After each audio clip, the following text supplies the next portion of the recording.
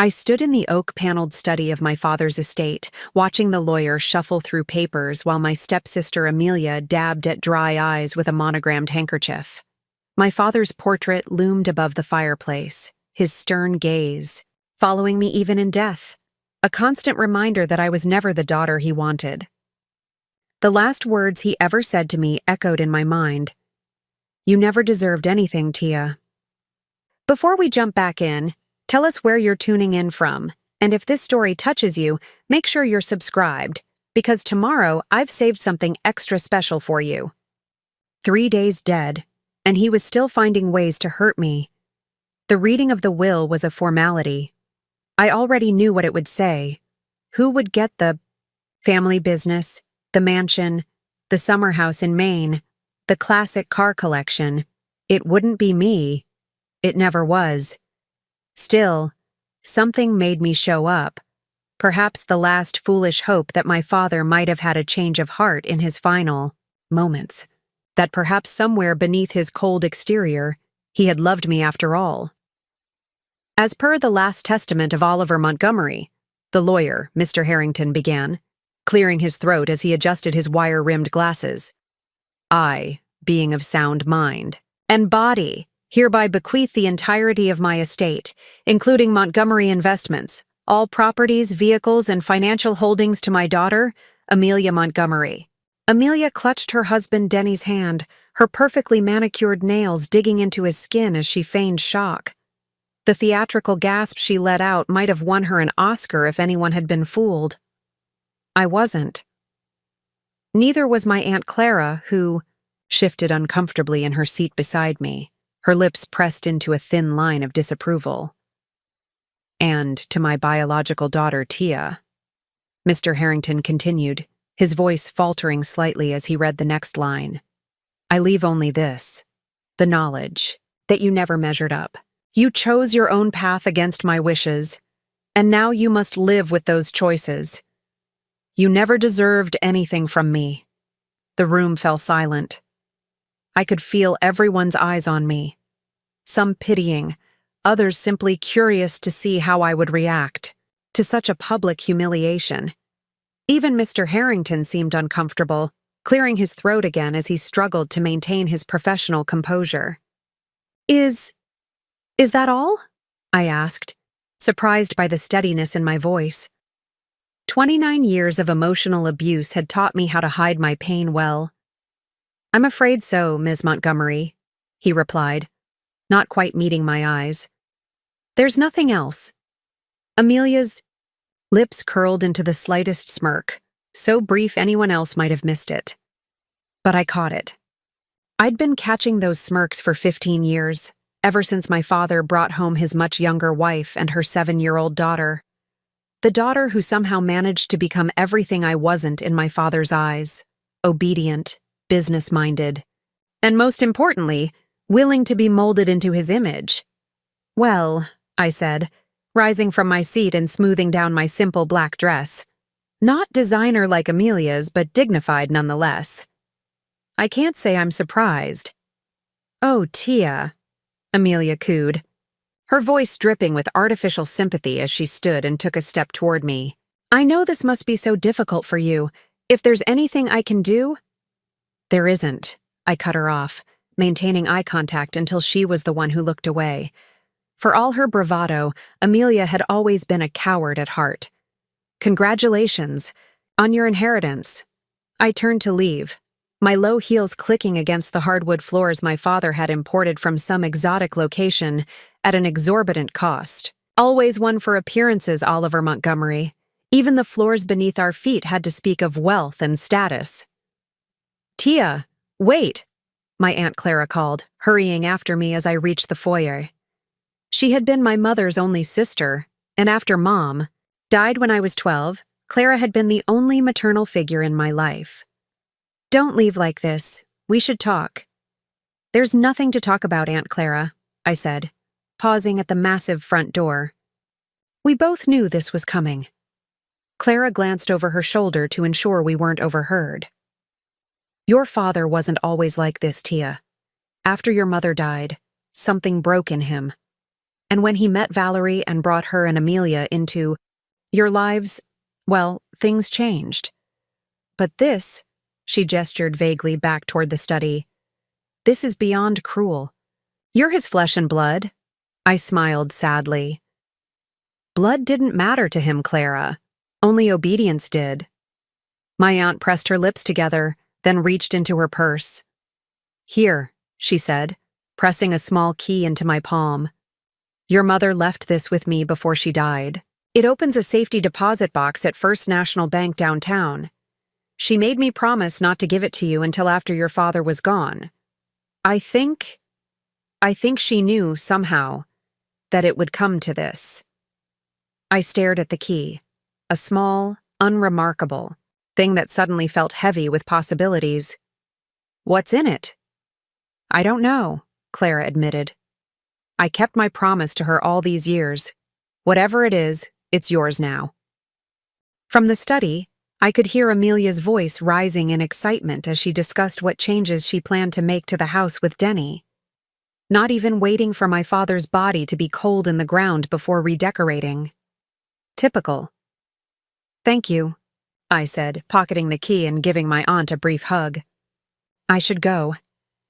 As I stepped out onto the sweeping driveway, I took one last look at the Montgomery estate, the manicured lawns, the fountain that had been imported piece by piece from Italy, the 6-car garage housing vehicles my father had collected but rarely drove. None of it had ever truly felt like home. My modest Toyota looked out of place among the luxury vehicles of the other mourners.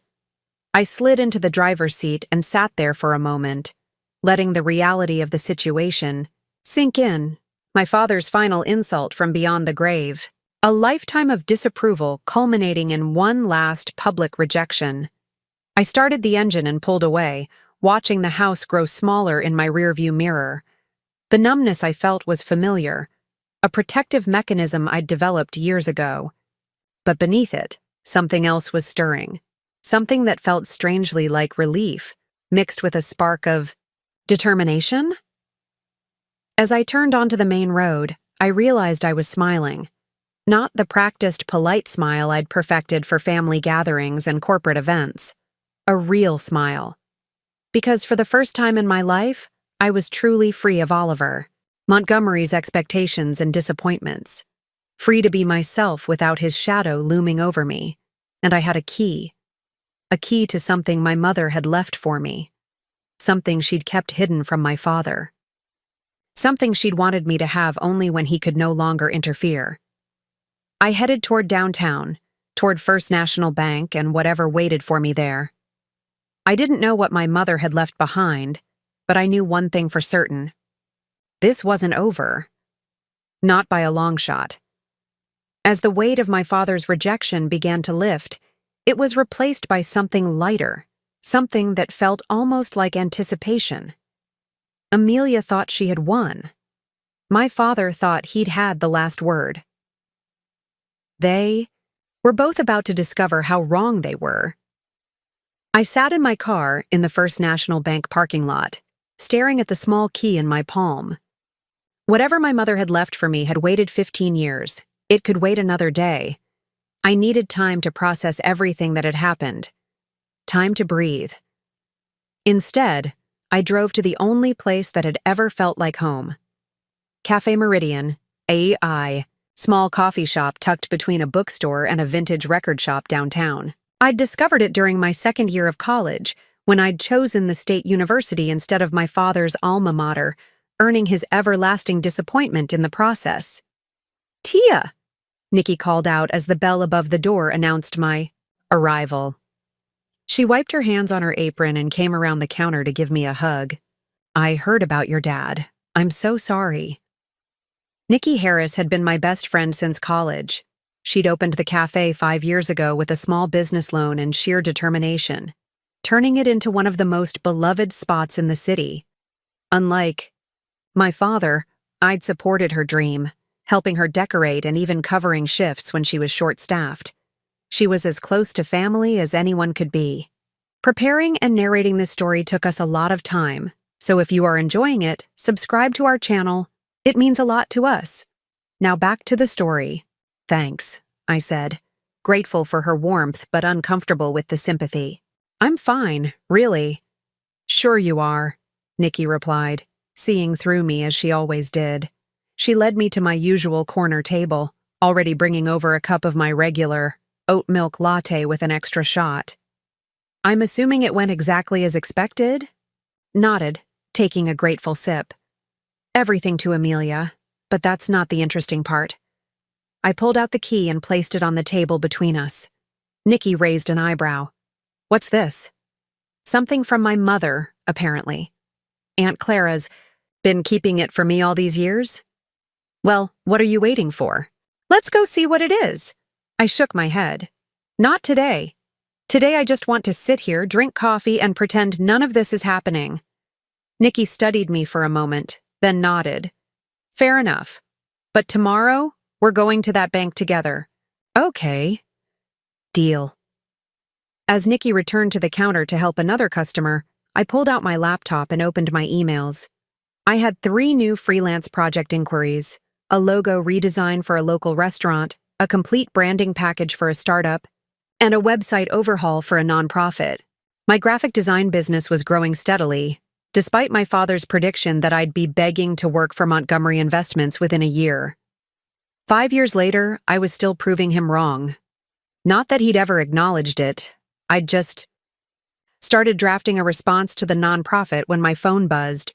Calvin Matthews, my ex, or more accurately, the man my father had effectively driven away. Hey, I answered, surprised to hear from him. What's up? I just heard about your dad, Calvin said, his deep voice bringing back a flood of memories. Are you okay?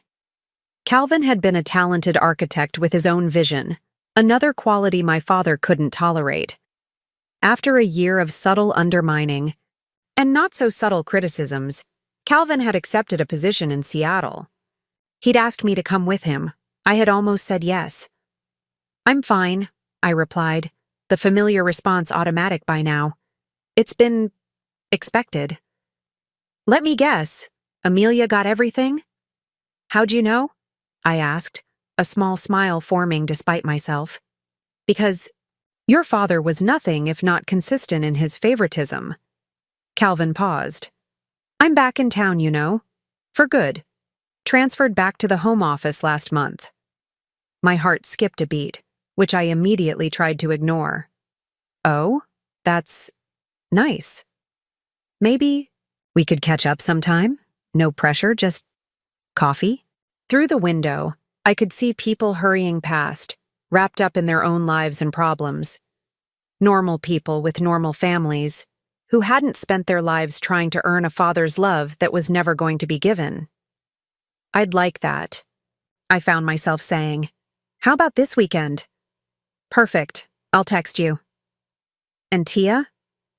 I really am sorry about your dad, despite everything.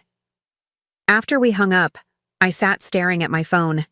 Calvin coming back right now felt like the universe was playing some kind of joke. But maybe it was just a coincidence. Or maybe, now that my father was gone, things that had been pushed away had space to return. My thoughts were interrupted by a commotion at the counter. I looked up to see a tall, impeccably dressed woman with a dissatisfied expression speaking sharply to Nikki. Even from behind, I recognized her immediately. Valerie Montgomery, my stepmother. I considered ducking out the back, but before I could move, she turned and spotted me. Her surprise quickly morphed into a practiced smile as she approached my table. Tia, darling, what a coincidence. Is it? I asked, not bothering to stand or offer her a seat. Valerie had never been warm to me, even before she'd succeeded in turning my father completely against me. She sat down anyway, setting her untouched latte on the table. I wanted to talk to you after the reading, but you left so quickly. I didn't think we had anything to talk about. Valerie sighed, removing her designer sunglasses to reveal eyes that looked suspiciously uncried. I know things between us haven't always been easy, but I want you to know that I tried to convince your father to be fair in his will. I nearly choked on my coffee. Fair? By leaving me nothing but a final insult? Oliver was set in his ways, she said, as if that excused everything. But Amelia and I have discussed it, and we'd like to offer you something. A gesture of goodwill. I waited, curious despite myself. A position at Montgomery Investments. Senior graphic, designer for the marketing department. It's a generous salary, and it would keep you connected to your father's legacy. I stared at her, trying to process what she was offering. A job. At my father's company. Under Amelia's control. Why? I finally asked. Valerie smiled, but it didn't reach her eyes. Families should stick together, don't you think? Despite Oliver's feelings, you are still a Montgomery. I thought about the life I'd built for myself, the clients who valued my work, the freedom I'd fought for. I thought about answering to Amelia, about sitting in meetings where everyone knew I was only there because of pity. I'll think about it, I lied. Wonderful. Valerie stood, apparently satisfied with having done her duty. Call Amelia when you've decided. She's taking over as CEO immediately. As she headed for the door, I called after her. Valerie, does Amelia know you're making this offer? She paused, her back stiffening slightly before she turned with another practiced smile. Of course, dear. It was practically her idea. The lie was so obvious it was almost laughable. I wondered what Valerie was playing at. She'd never shown any interest in my welfare before. Whatever her game was, I wanted no part of it. After she left, Nikki returned to my table. What did the wicked stepmother want? To offer me a job, apparently? Nikki's eyebrows shot up. At Montgomery Investments? Seriously? What are you going to do? I closed my laptop, suddenly eager to get to the bank and discover what my mother had left for me. Something told me I'd need whatever it was to face whatever game Valerie and Amelia were playing. First, I said, gathering my things, I'm going to find out what's in that safety deposit box. Then, I'm going to do what I've always done, prove them wrong. The next morning, Nikki met me outside First National Bank 15 minutes before. They opened. She handed me a coffee, my usual order, and squeezed my arm supportively. Ready to find out what your mom left you? I nodded, clutching the small key so tightly it was leaving an impression in my palm. As ready as I'll ever be. As we waited, a sleek black Range Rover pulled up to the curb. The driver's door opened, and Amelia stepped out, dressed in what I recognized as one of my father's favorite power looks, a tailored charcoal suit that probably cost more than my monthly rent.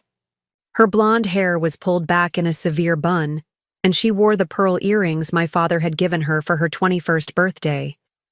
She spotted us and paused, surprise briefly crossing her face before her practiced smile appeared. Tia, what a coincidence running into you here. Is it? I echoed the same response I'd given Valerie the day before. I have a meeting with the bank president, she explained, straightening her already perfect jacket.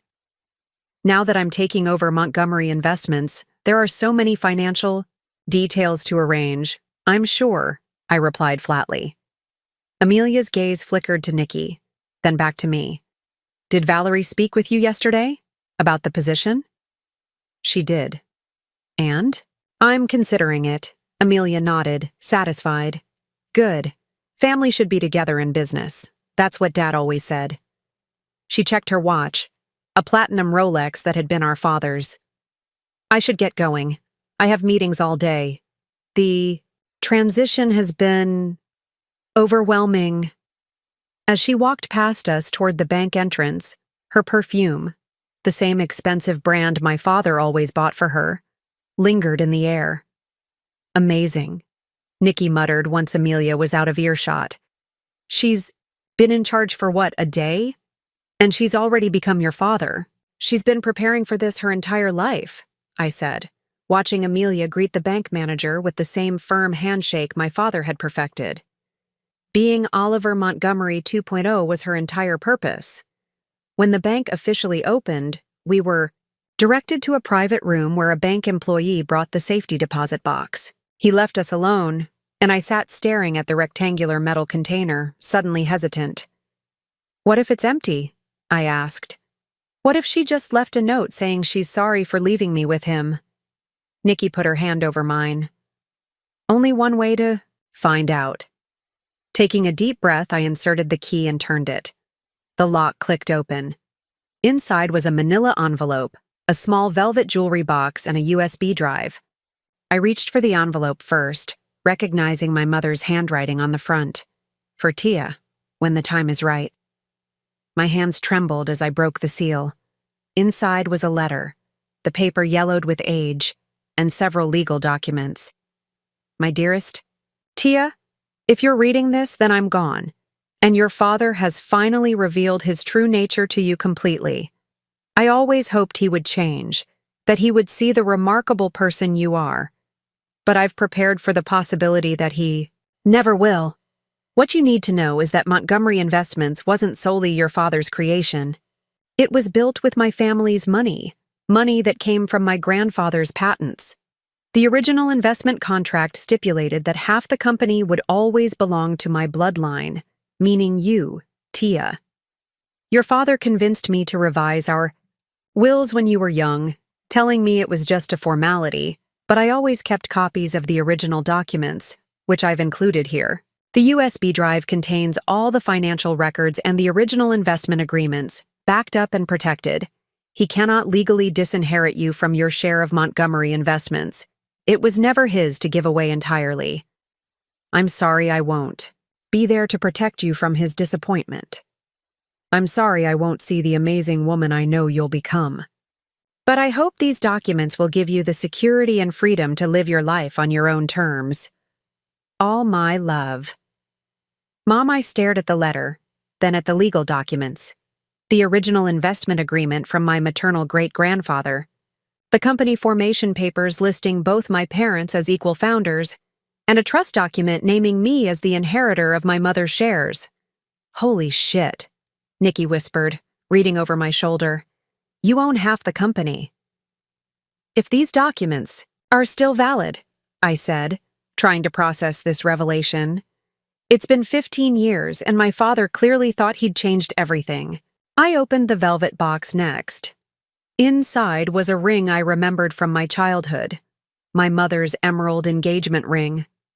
Not the diamond my father had later replaced it with, claiming the emerald wasn't prestigious enough for his wife, but the original one she'd loved, with its deep green stone set in delicate gold filigree. She kept it, I whispered, slipping it onto my finger. It fit perfectly.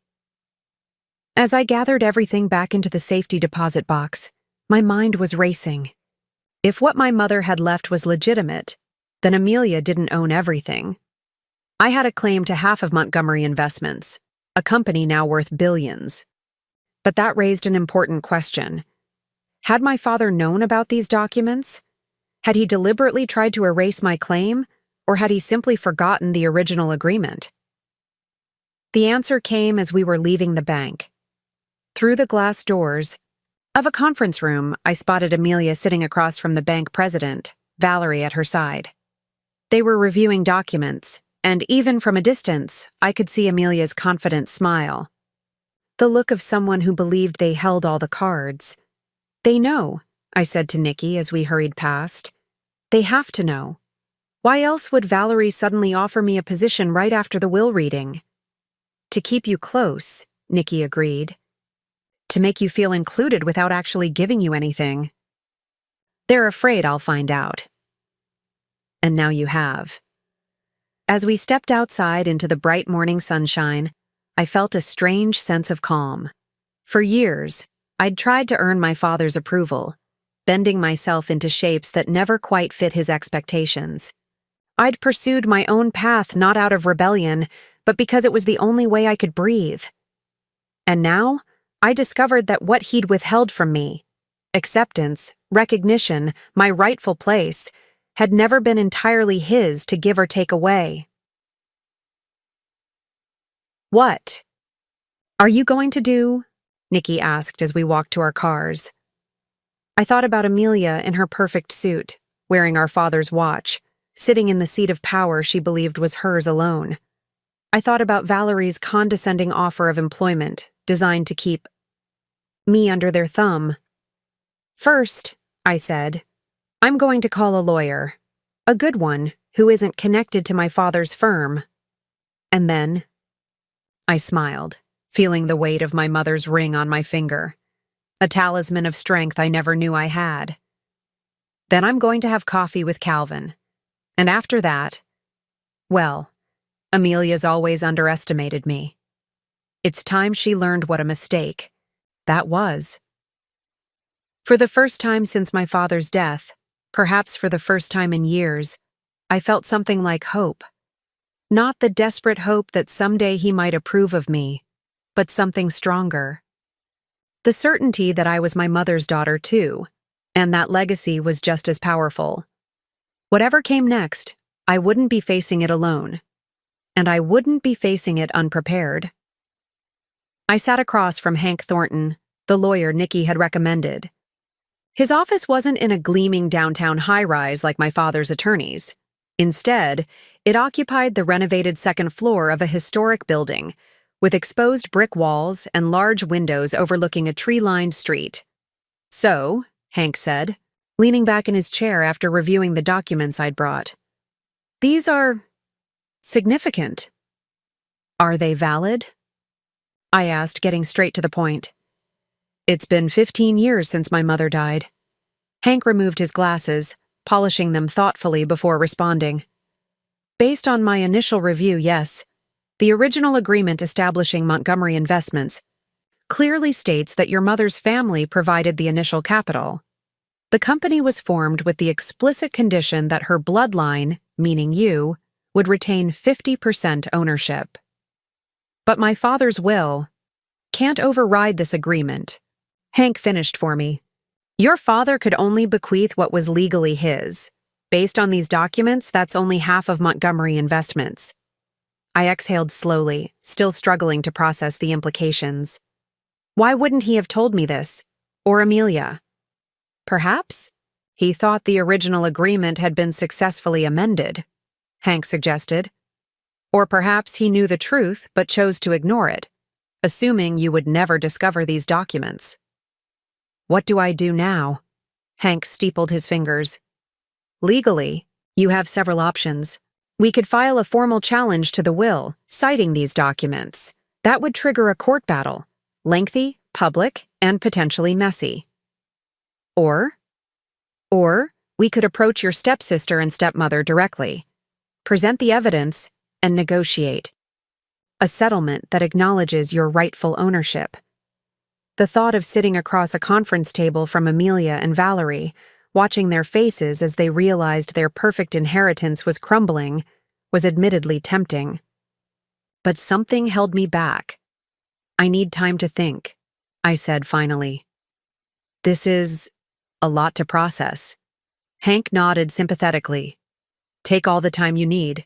These documents have waited 15 years. They can wait a little longer. As I left Hank's office, my phone buzzed with a text from Calvin. Still on for coffee tomorrow? 2 p.m. at Lighthouse Cafe? I smiled despite the whirlwind of emotions. See you there. The next day, I deliberately arrived at the cafe 15 minutes early, wanting a moment to collect my thoughts before seeing Calvin again. The Lighthouse Cafe was our old favorite spot, a quirky place with mismatched furniture and local art covering every inch of wall space. I was surprised to find Calvin already there, sitting at our old corner table with 2 steaming mugs. He stood when he saw me, and I was struck by how little he'd changed in the 3 years since he'd left. The same warm brown eyes, the same slightly crooked smile, the same way of running his hand through his dark hair when he was nervous, which he was doing now. You remembered my order, I said, nodding to the chai latte with an extra shot of espresso sitting across from him. Some things you don't forget, he replied, pulling out my chair. For a moment, we sat in awkward silence, the weight of our history and 3 years of separation hanging between us. I'm sorry about your father, Calvin finally said. Despite everything. Thank you, I replied automatically. But honestly, I'm not here to talk about him. Calvin's shoulders relaxed slightly. Good. I'd rather talk about you. How you've been, what you've been up to. Your business is doing well? It is, I admitted. Better than even I expected. I'm not surprised, Calvin said. You were always the most talented designer I knew. Your father never gave you enough credit. I took a sip of my latte to hide my reaction. Even after all this time, Calvin's unwavering belief in me still had the power to touch something deep inside. What about you? I asked. Why did you come back? Officially? I'm heading up the new sustainable design division for the firm. And unofficially? Calvin's gaze held mine. I missed home. I missed a lot of things. Before I could respond, the cafe door opened, and I froze as Amelia walked in. She wasn't alone. My father's longtime business associate, Ken Taylor, was with her.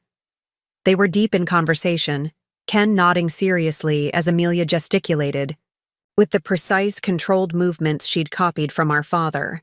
That's your stepsister, right? Calvin asked, following my gaze.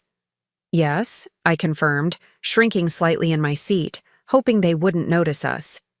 No such luck. Amelia spotted me almost immediately, her eyes narrowing briefly before her face, arranged itself into a pleasant expression. She said something to Ken, then made her way to our table. Tia. What a lovely coincidence, she said, though her tone suggested she didn't find it lovely at all. Twice in 2 days? I remarked. Almost like you're following me. Amelia's smile tightened. Don't be ridiculous.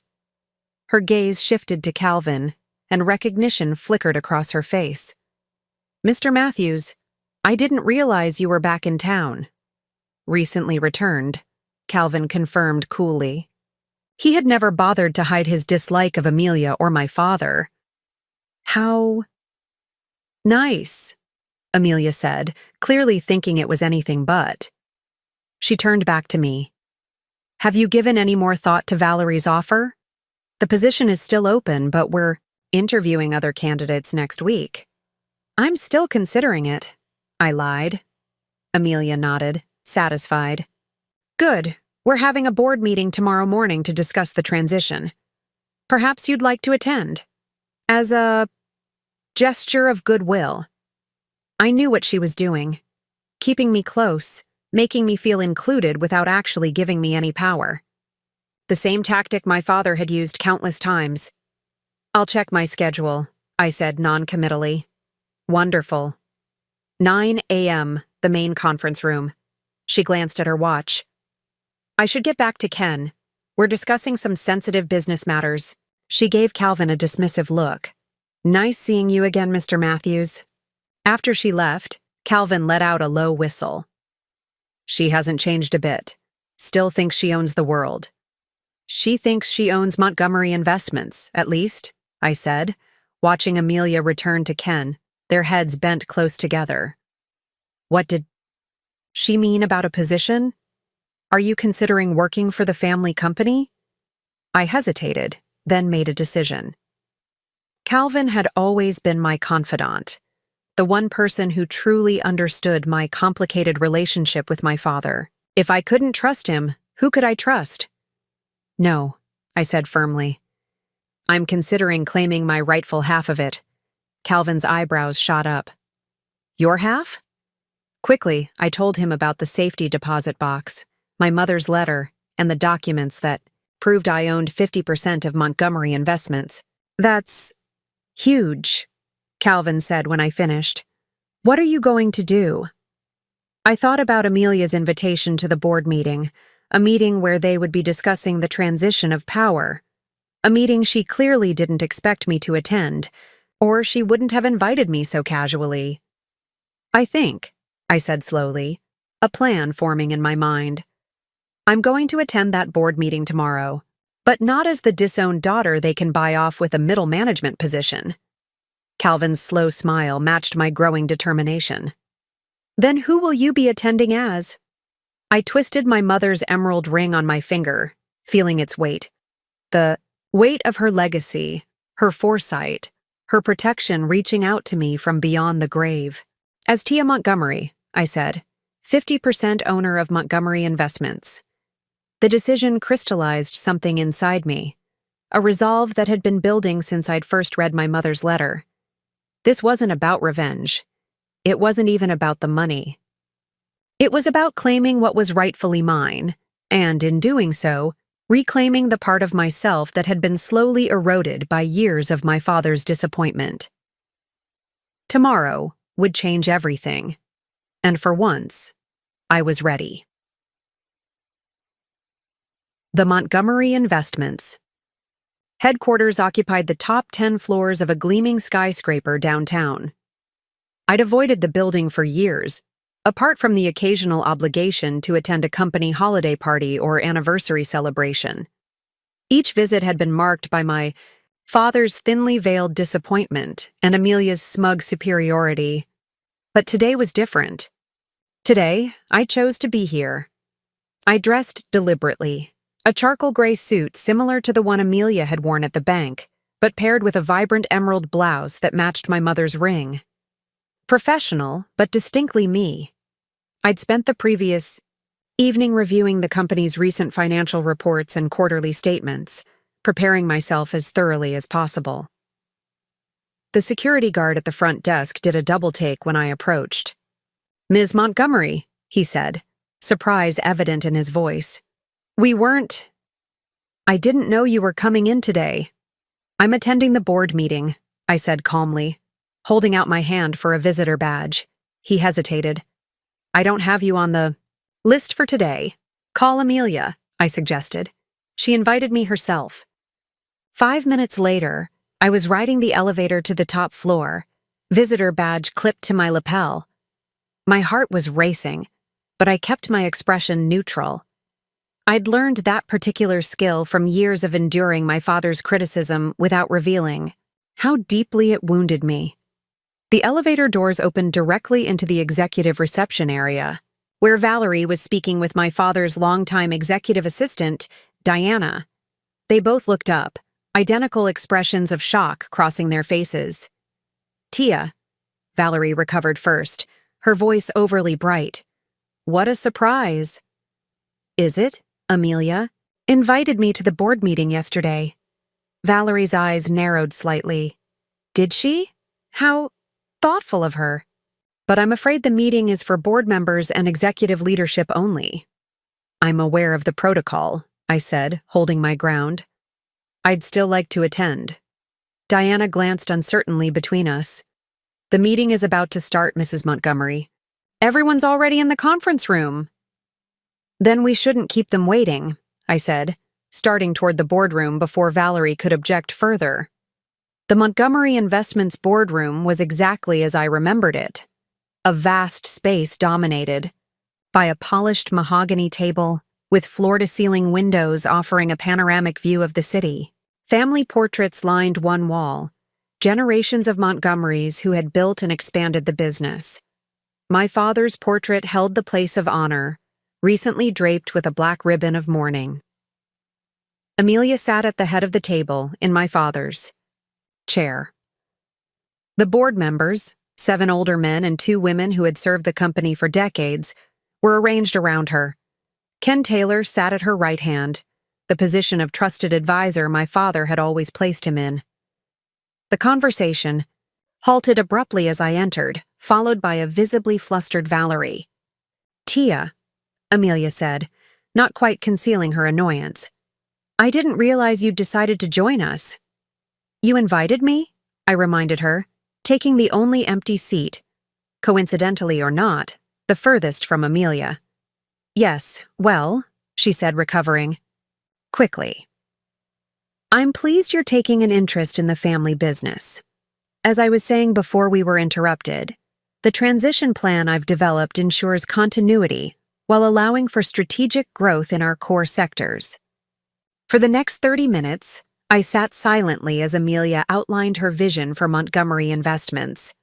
A vision that sounded exactly like our father's, down to the same phrases and emphasis. The board members nodded approvingly, comfortable with the familiar approach. "Any questions?" Amelia concluded, her gaze sweeping the room but pointedly skipping over me. "I have one," I said, my voice steadier than I felt. Amelia's smile tightened. "Of course, Tia. We value all perspectives, even from observers." The condescension in her tone was unmistakable. I could feel the board members' attention shift. To me, curiosity mixed with dismissal. In their eyes, I was just Oliver Montgomery's rebellious daughter, the one who had rejected the family legacy. "In your transition plan," I began, "I didn't hear any mention of the original investment structure of Montgomery Investments. Specifically, the agreement that established equal ownership between our father and our mother's family trust." A puzzled silence fell over the room. Amelia's smile froze in place. "I'm not sure what you're referring to," she said carefully. "The founding documents," I clarified. "The ones that stipulate 50% ownership remains with my mother's bloodline." I paused, letting the words sink in. Meaning me. Ken Taylor leaned forward, frowning. "Ms. Montgomery, Montgomery Investments has always been your father's company. Your mother was involved only as his spouse." "That's not accurate," I replied, reaching into my briefcase for the copies of the documents Hank had prepared for me. "I have the original investment agreement right here, signed by both my parents and notarized. It clearly states that the initial capital came from my mother's family, with the explicit condition that her bloodline would retain half ownership in perpetuity." I slid the documents to the center of the table. The board members exchanged confused glances. "This is ridiculous," Amelia snapped, not even glancing at the papers. "If such an agreement existed, our father would have acknowledged it in his will, not if he believed it had been legally superseded," I said, "or if he deliberately chose to ignore it." Valerie, who had been standing by the door, moved to Amelia's side.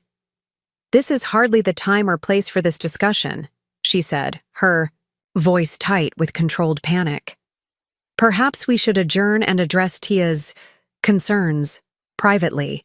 But it was too late. Harold Green, the most senior board member and my father's oldest friend, had picked up the documents and was examining them carefully. "These appear authentic," he said slowly.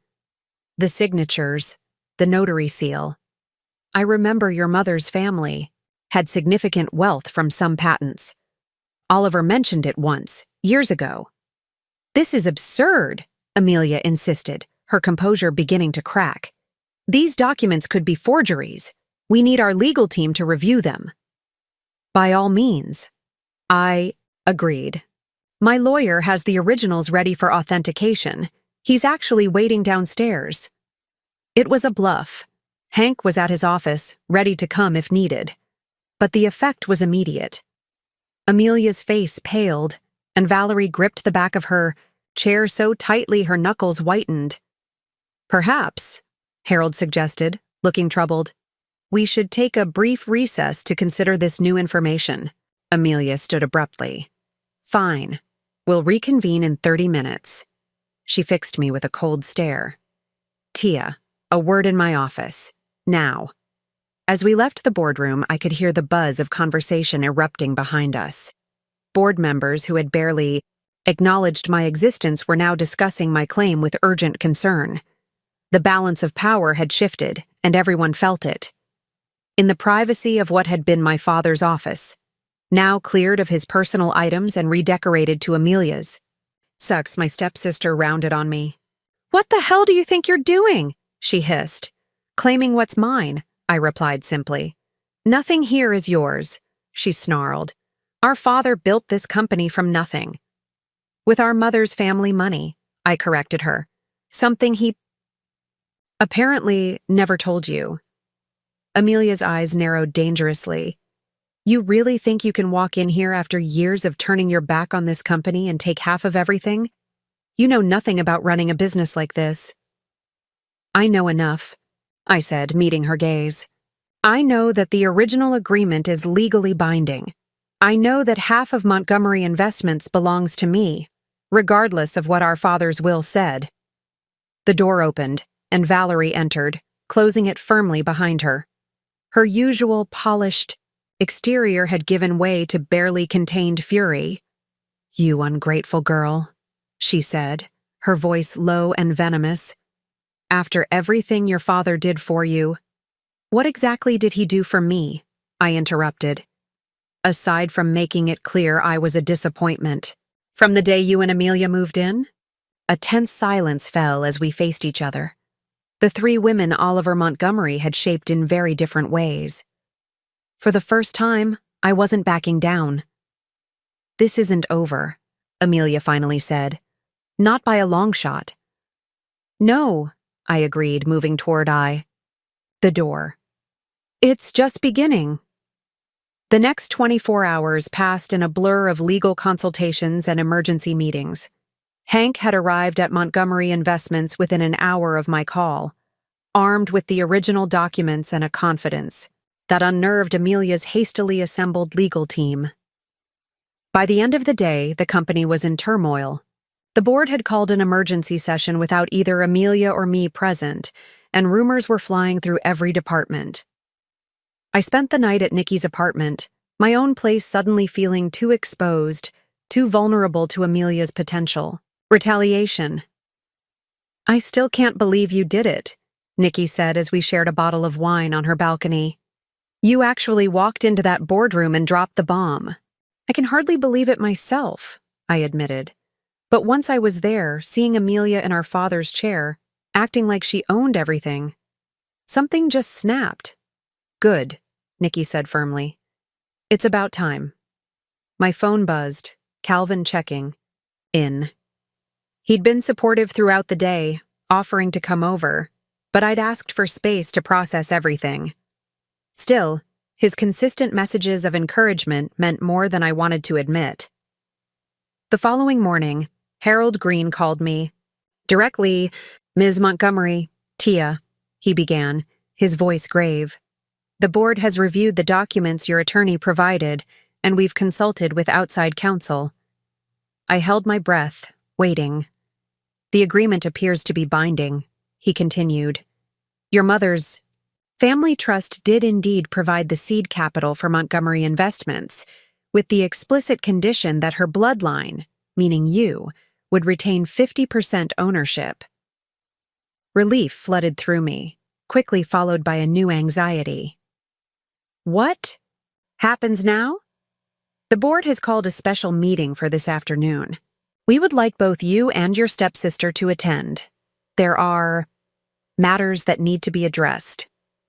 I arrived at the Montgomery building 15 minutes early, once again clearing security with a visitor badge.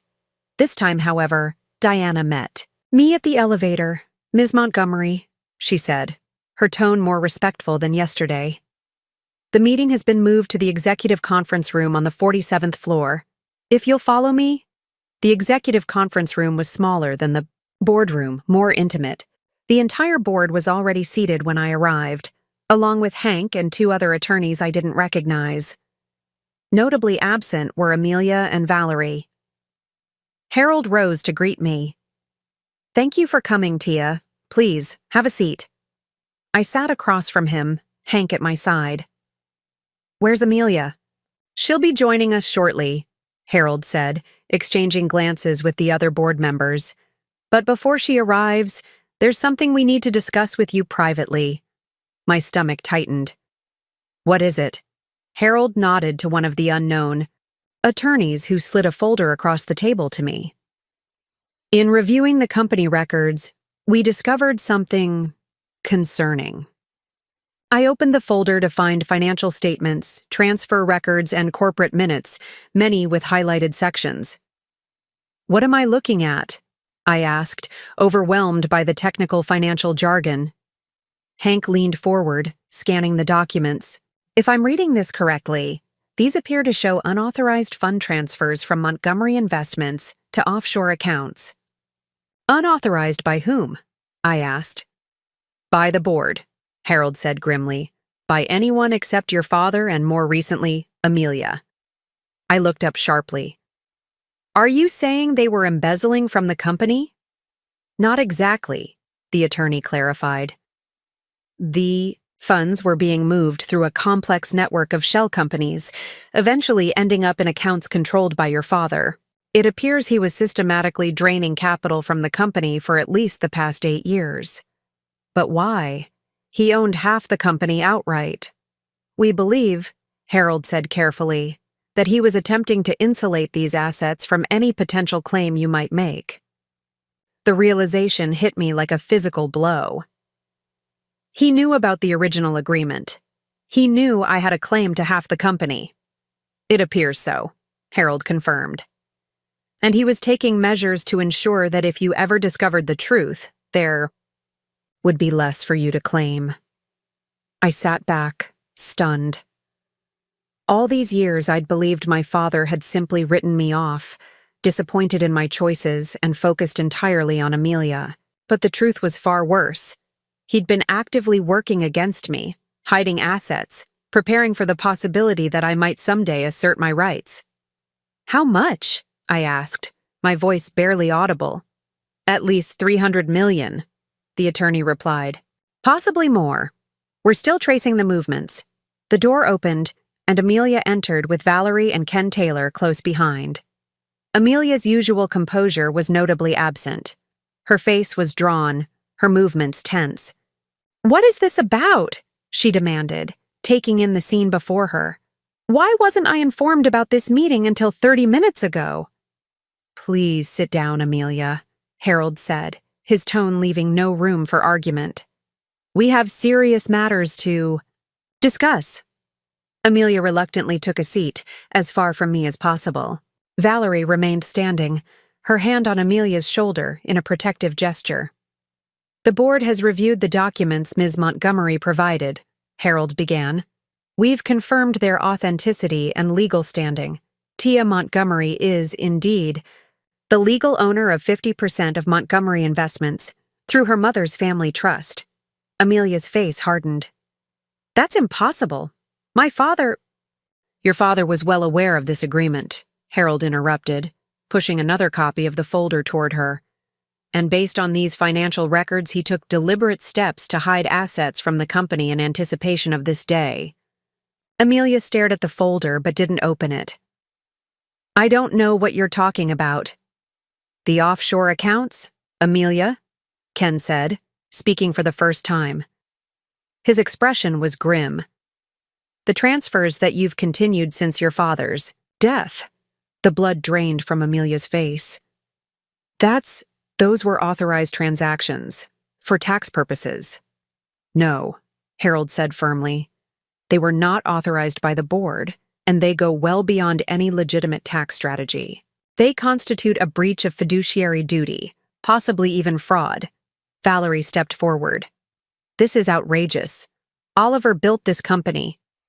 With my mother's family money, I interjected. Money that came with conditions he apparently tried to circumvent by hiding assets. A heavy silence fell over the room. Amelia's eyes darted between the board members, searching for allies and finding none. What do you want? She finally asked, turning to me with naked hostility. Before I could answer, Harold spoke. The board has made a preliminary decision, subject to both of your approvals. He looked between Amelia and me. In light of these discoveries, we believe the only path forward is a complete restructuring of Montgomery Investments' leadership. Meaning what exactly? Amelia demanded. Meaning, Harold said carefully, that neither you nor Tia will serve as CEO at this time. What?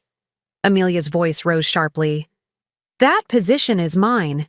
My father groomed me for it my entire life. And yet you continued his unauthorized financial activities, Harold pointed out.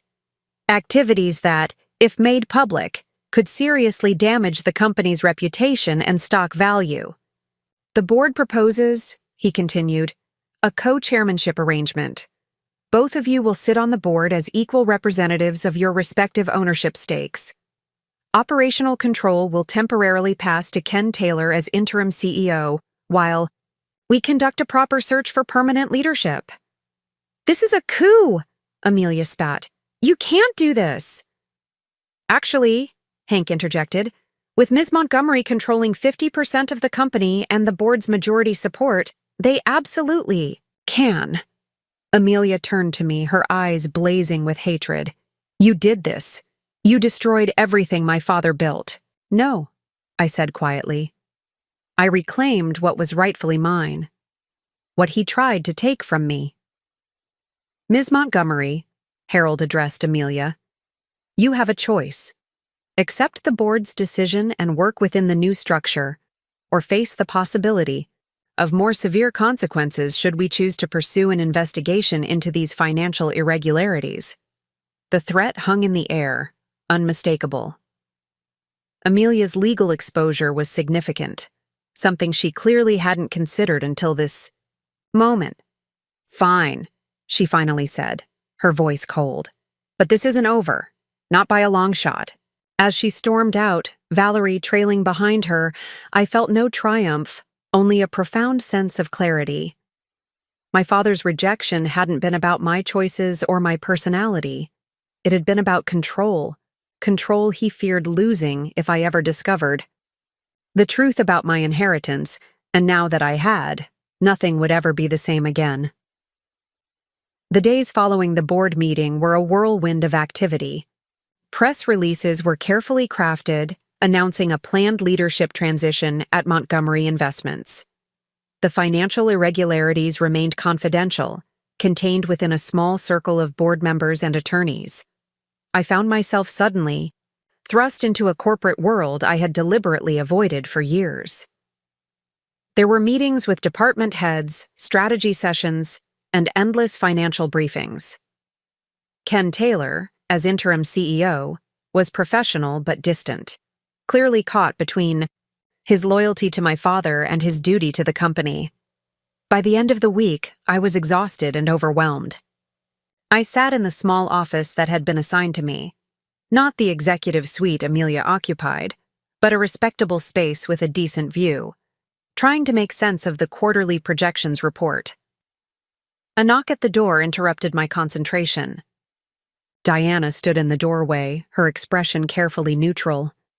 Ms. Montgomery, your stepsister has requested a meeting with you. She's in her office now. I hesitated.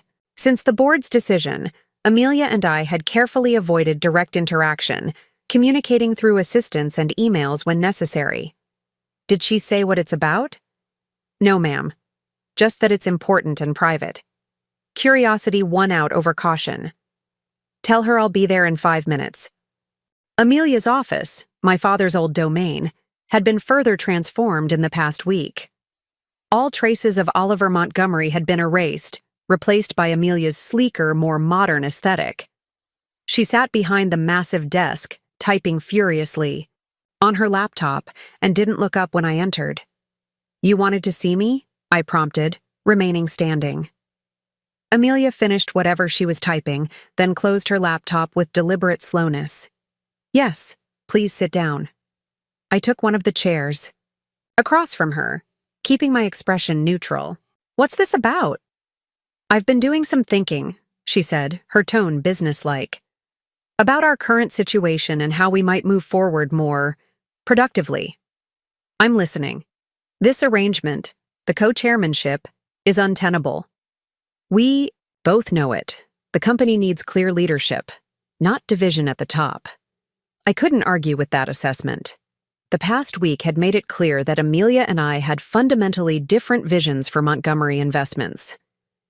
What are you suggesting? Amelia leaned forward. A buyout. I'll purchase your 50% stake in the company.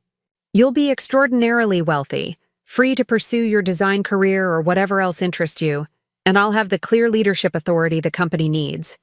I raised an eyebrow. And where would you get the money for such a buyout? The offshore accounts? A flash of anger crossed her face before she controlled it. That situation is being addressed. I have personal resources, and I can secure additional financing. You mean you have what our father left you in his will? I said.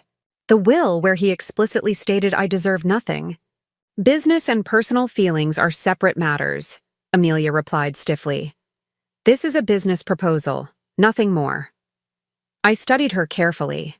Despite her composed exterior, there was a desperation in her eyes that I hadn't seen before. Amelia wasn't just making an offer. She was revealing how badly she wanted me gone. What's the rush? I asked. We've only been co-chairs for a week. The company is at a critical juncture, she said. The uncertainty about leadership is affecting stock prices, employee morale, client relationships. We need stability. Or you need control, I countered.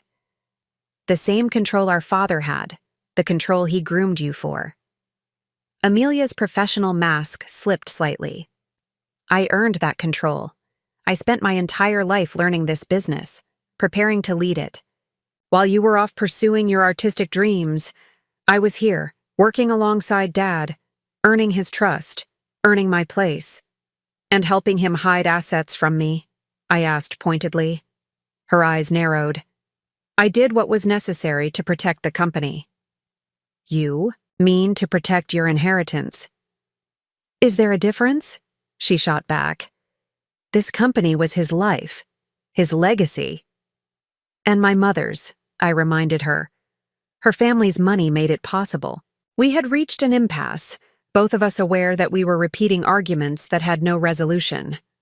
After a moment, Amelia regained her composure. Think about my offer, she said.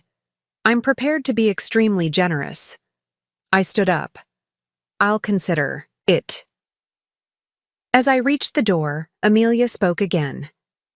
Tia, there's something you should know before you make your decision. I turned back. What? Dad was planning to groom you for leadership too once. After your mother died. He saw potential in you. Her voice was softer now, almost wistful. But then you started pushing back, rejecting his guidance, insisting on your own path. It broke something in him. I stared at her, trying to determine if this was manipulation or a genuine revelation. Why are you telling me this? Because you should understand what you're getting into if you stay, she said. This company was everything to him. It became everything to me too. But you've always had other passions, other dreams. Is this really the life you want? The constant pressure, the ruthless competition, the personal sacrifices. Her question hit closer to home than I wanted to admit. The past week had been grueling, nothing like the creative freedom of my design work. Did I really want to tie myself to Montgomery Investments permanently? I need time to think, I said finally. Amelia nodded. Take the weekend. My offer stands until Monday morning. I left her office with my mind racing. Back in my own space, I called Hank immediately.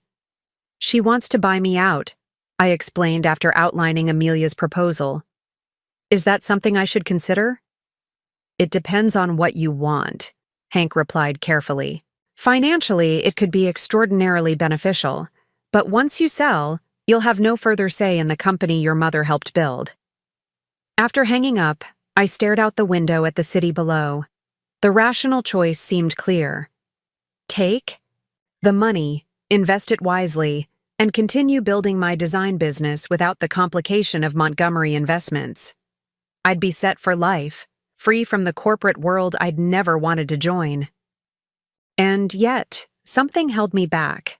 A sense that selling would mean surrendering to my father's judgment of me, confirming his belief that I wasn't worthy of the Montgomery legacy. I left the office early, needing space to think away from the corporate environment. Without conscious decision, I found myself driving to the cemetery where both my parents were buried. My father's grave was still fresh, the marble headstone newly installed beside my mother's weather-worn one. Oliver Montgomery, the inscription, read, visionary, leader, father. That last word caught in my throat. Father. He had been that, technically. But what kind of father deliberately hides assets from his daughter?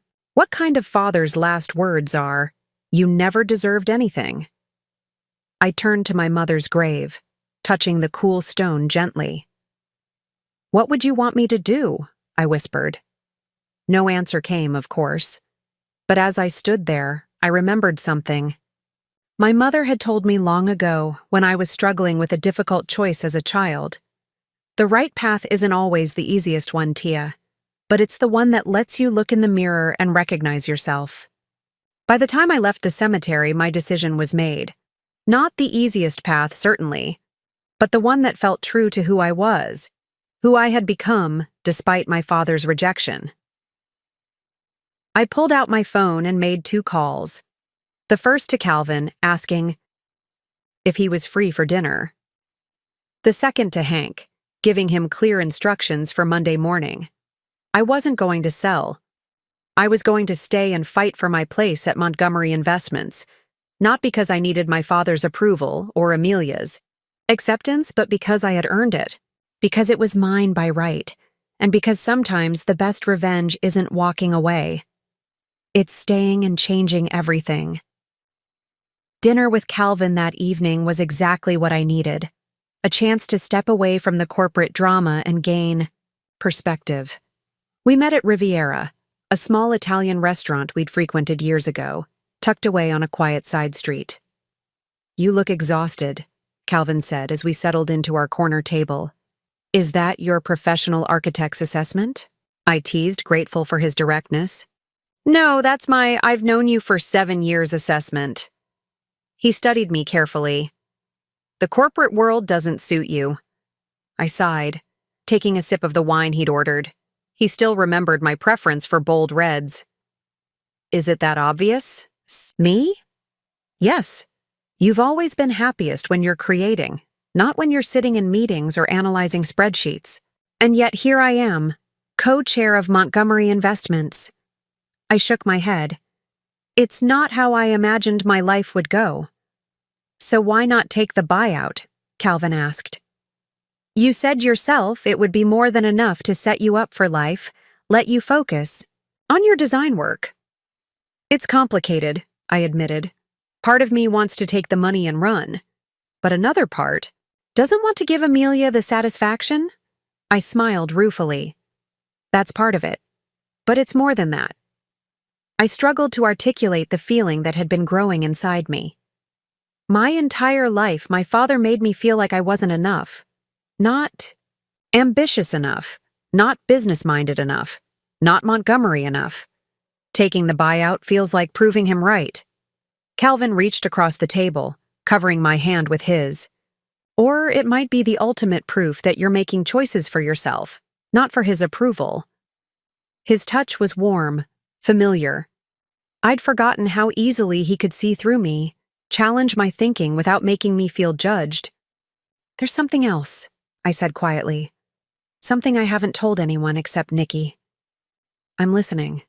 I took a deep breath. When I was going through the documents my mother left, I found notes about the original vision for Montgomery Investments. It wasn't supposed to be just another soulless corporate entity. My mother's family had principles. They wanted to create a company that balanced profit with purpose. Calvin nodded encouragingly. What kind of purpose? Community investment, ethical business practices, environmental responsibility. All the things my father gradually stripped away as he grew more focused on the bottom line. I traced the rim of my wine glass, collecting my thoughts. After my mother died, he transformed the company into something she wouldn't recognize, something I don't think she would be proud of. And you want to change that, Calvin said. It wasn't a question. I feel like I owe it to her, I confessed. She protected my inheritance all these years. The least I can do is honor her original vision. Even if it means battling Amelia at every turn? Even then. Calvin squeezed my hand gently. Then you've made your decision. I smiled, feeling lighter than I had in days. I guess I have. The conversation shifted to Calvin's work, his recent projects, the changes in the city since he'd been gone. For a few hours, I was just Tia again. not the newly minted co-chair of a billion-dollar company or Oliver Montgomery's disappointing daughter. As Calvin drove me home, a comfortable silence settled between us. Outside my apartment, he turned to me. "For what it's worth," he said, "I think you're making the right choice. And not just because I never liked Amelia." I laughed. "Your dislike was always mutual." "I know." His expression grew more serious. "But seriously, Tia, don't let this become about proving something to your father or besting Amelia. Make it about what you want, what you believe in." I nodded, touched by his concern. "I'll try." "That's all anyone can do." He hesitated, then leaned over and kissed my cheek. "Good night, Tia." "Good night, Calvin." Inside my apartment, I found myself drawn to the small box of my mother's belongings that Aunt Clara had given me after the funeral. I'd barely looked through it at the time, too raw with grief to face the memories. Now I carefully removed each item: photographs, letters, a few pieces of jewelry. At the bottom was a leather-bound journal I'd never seen before. Opening it, I recognized my mother's handwriting immediately, the elegant script that had signed countless permission slips and birthday cards throughout my childhood. The journal contained her thoughts, observations, and plans from the early days of Montgomery Investments. Reading it was like hearing her voice again after all these years, passionate, thoughtful, visionary. She wrote about the values that would guide the company, the impact she hoped it would have, the legacy she wanted to create for future generations. For me, Oliver worries too much about quarterly profits, she'd written in one entry. I keep reminding him that we're building something to last, not just to impress shareholders at the next meeting. We need to think beyond the numbers. Tia deserves to inherit more than just money. She deserves to inherit purpose. I traced the words with my fingertip, tears blurring my vision. All these years, I'd thought my father was disappointed in me for not being business-minded enough, for choosing creativity over corporate ambition. But reading my mother's words, I realized I might have been following her path all along without even knowing it. Another entry caught my eye, dated just months before her death. "Oliver and I disagreed again today about the Westridge project. He wants to move forward despite the environmental concerns, says the profit margins justify it." I reminded him of our original mission, that Montgomery Investments would never sacrifice ethics for earnings. He accused me of being naive. Perhaps I am, but I'd rather be naive than compromise what I believe in. I hope Tia inherits my stubbornness, in this regard at least. I closed the journal, holding it against my chest. My mother had fought her own battles within the company she helped create, standing firm on principles even when my father pushed against them. After her death, with no one to oppose him, he had remade Montgomery Investments in his image. Ruthlessly efficient, morally flexible, profit-driven above all else. And then he had groomed Amelia to continue that legacy. Monday morning arrived, with a clarity I hadn't felt in years. I dressed deliberately in a tailored navy suit with a silk blouse in my mother's favorite shade of turquoise. Around my neck, I wore her pendant, a simple silver disc engraved with her family's motto, "Integrity before profit."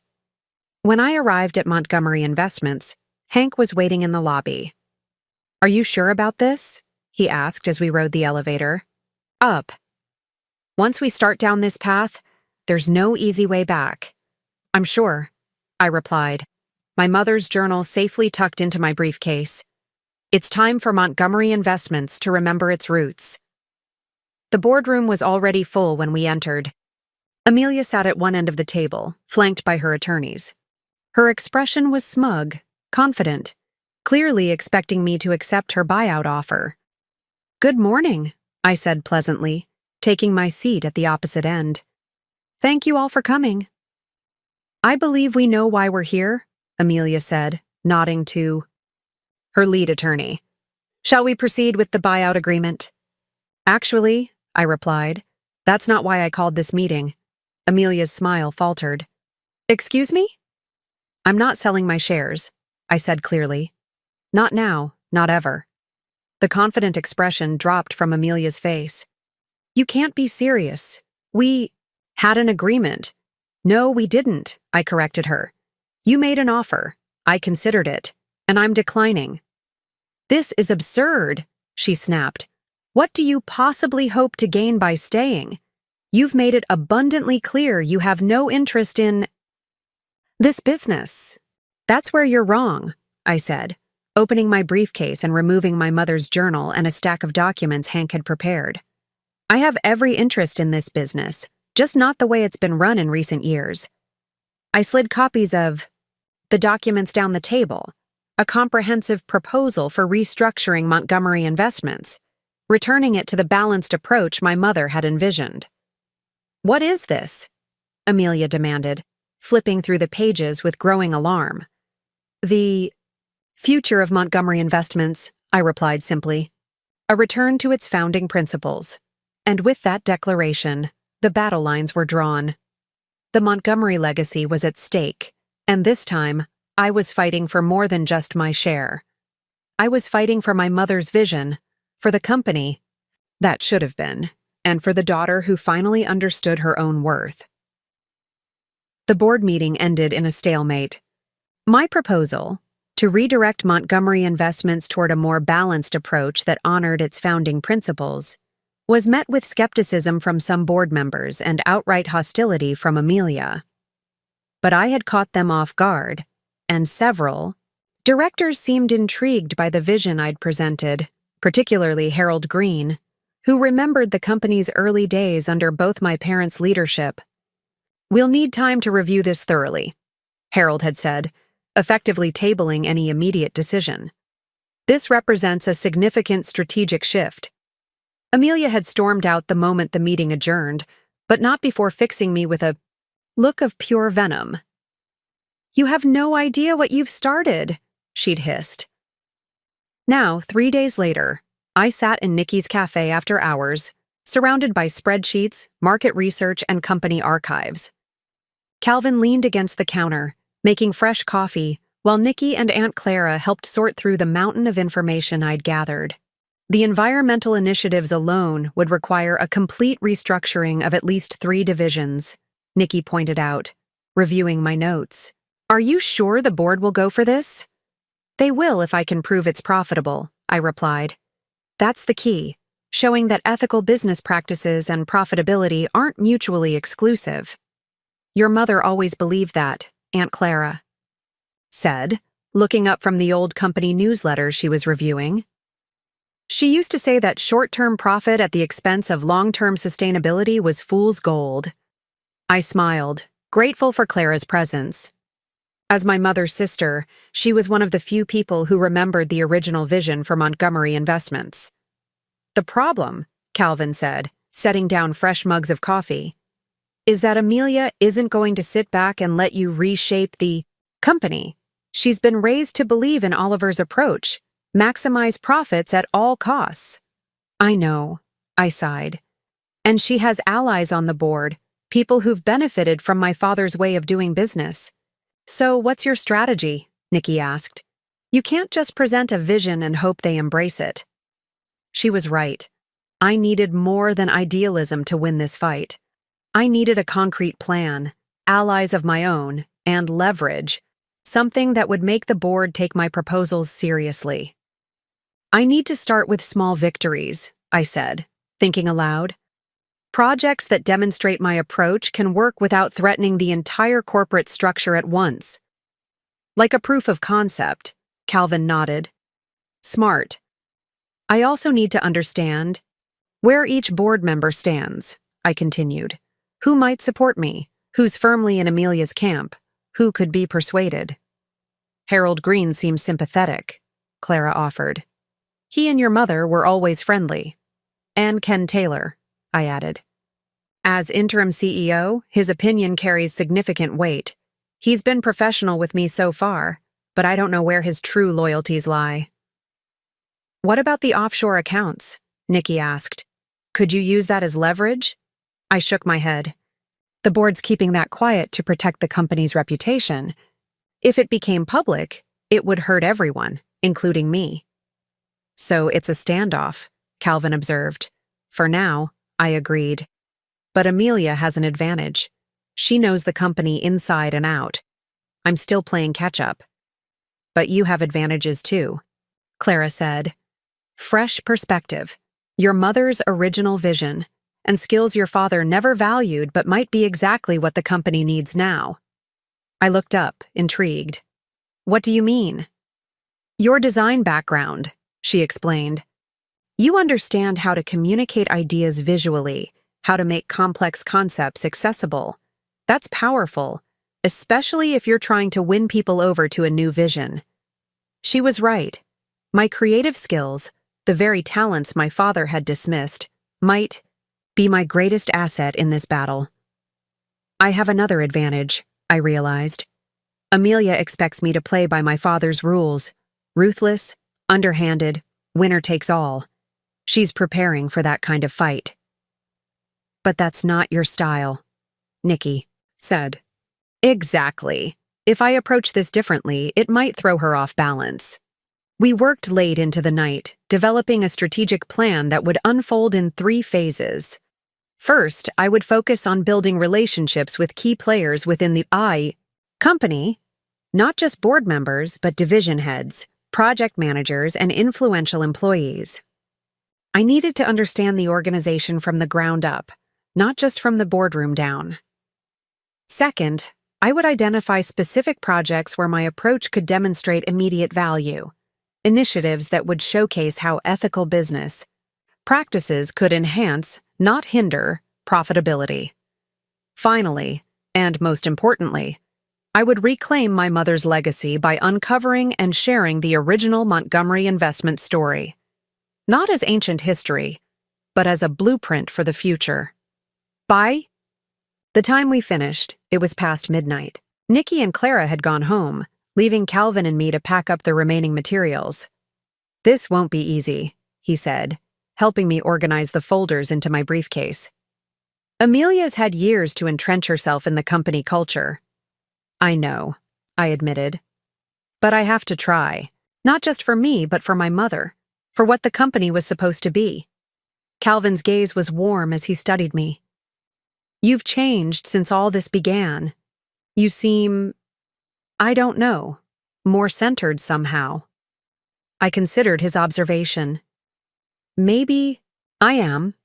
For years, I defined myself in opposition to my father. Whatever he wanted, I chose the opposite.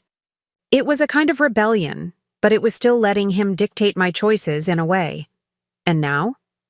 Now I'm choosing my own path, I said, based on what I believe, not just reacting to him. Calvin smiled. I always knew you were extraordinary. Tia, I'm glad you're finally seeing it too. The next morning, I arrived at Montgomery Investments with renewed purpose. My first meeting was with the head of the marketing department, a division I'd specifically requested to review, given my background in design and communication. The department director, Marissa Jenkins, was initially wary. Ms. Montgomery, I want to be clear that our team has consistently met all performance metrics under Mr. Taylor's leadership. I'm sure you have, I assured her. I'm not here to criticize your work. I'm here to understand it better and potentially offer a different perspective. Gradually, Marissa relaxed as I asked thoughtful questions and shared ideas rather than criticisms. By the end of our 2-hour meeting, she was showing me projects in development and discussing challenges openly. You know, she said as we wrapped up, your approach is very different from what we're used to here. Different how? More collaborative, she said carefully. Usually, executives tell us what they want and expect immediate execution. You actually listened. That's how I've always worked with my design clients, I explained. The best results come from genuine partnership, not top-down directives. Marissa nodded, a glimmer of respect in her eyes. If you don't mind my saying, so, Ms. Montgomery, you're not what we expected. Call me Tia, I said, smiling, and I'll take that as a compliment. As I left the marketing department, I spotted Amelia watching from the hallway, her expression unreadable. When our eyes met, she didn't look away or pretend she hadn't been observing me. Instead, she offered a tight smile before turning sharply and walking in the opposite direction. The message was clear. She was monitoring my every move, assessing my strategy, preparing her counterattack. The game was on, and we both knew it. But while Amelia was playing to win at any cost, just as our father had taught her, I was playing to transform the very nature of the game itself, and that made me more dangerous than she could possibly imagine. 2 weeks into my new role at IAD, Montgomery Investments, I had established a routine. Mornings were dedicated to meetings with department heads and project teams, afternoons to reviewing financials and strategic documents, and evenings to working with Hank on my longer-term plans for the company. It was exhausting but necessary. I needed to understand every aspect of the business if I was going to effectively advocate for change. I was reviewing the quarterly reports for the international division when Diana knocked on my office door. "Montgomery," she said, her usual professional demeanor slightly ruffled. "There's someone here to see you. He says it's urgent but won't give his name." Before I could respond, a man appeared behind her, middle-aged, with salt and pepper hair, and the rumpled appearance of someone who hadn't slept well. I recognized him immediately. James Weber, my father's former chief financial officer who had abruptly retired 3 years ago. "I'm sorry to barge in," James said, his voice low. "But we need to talk, and it couldn't wait." Diana looked between us uncertainly. "Should I call security?" "No," I assured her. "It's fine. Mr. Weber is a former executive here. We'll speak privately." After Diana left, closing the door behind her, James sank into the chair across from my desk, looking relieved. "Thank you for seeing me," he said. "I wasn't sure I'd get past the front desk." "Why are you here, James?" I asked directly. "Last I heard, you'd moved to Arizona after your retirement." He gave a humorless laugh. "Retirement. That's what your father called it too. Made it sound like my choice." I studied him carefully. "It wasn't?" "No." James reached into his jacket pocket and withdrew a flash drive, placing it on my desk. "I was forced out because I asked too many questions about certain financial irregularities." I stared at the flash drive. "The offshore accounts." James looked surprised. "You know about those?" "Some of it," I admitted. "The board discovered discrepancies after my father died.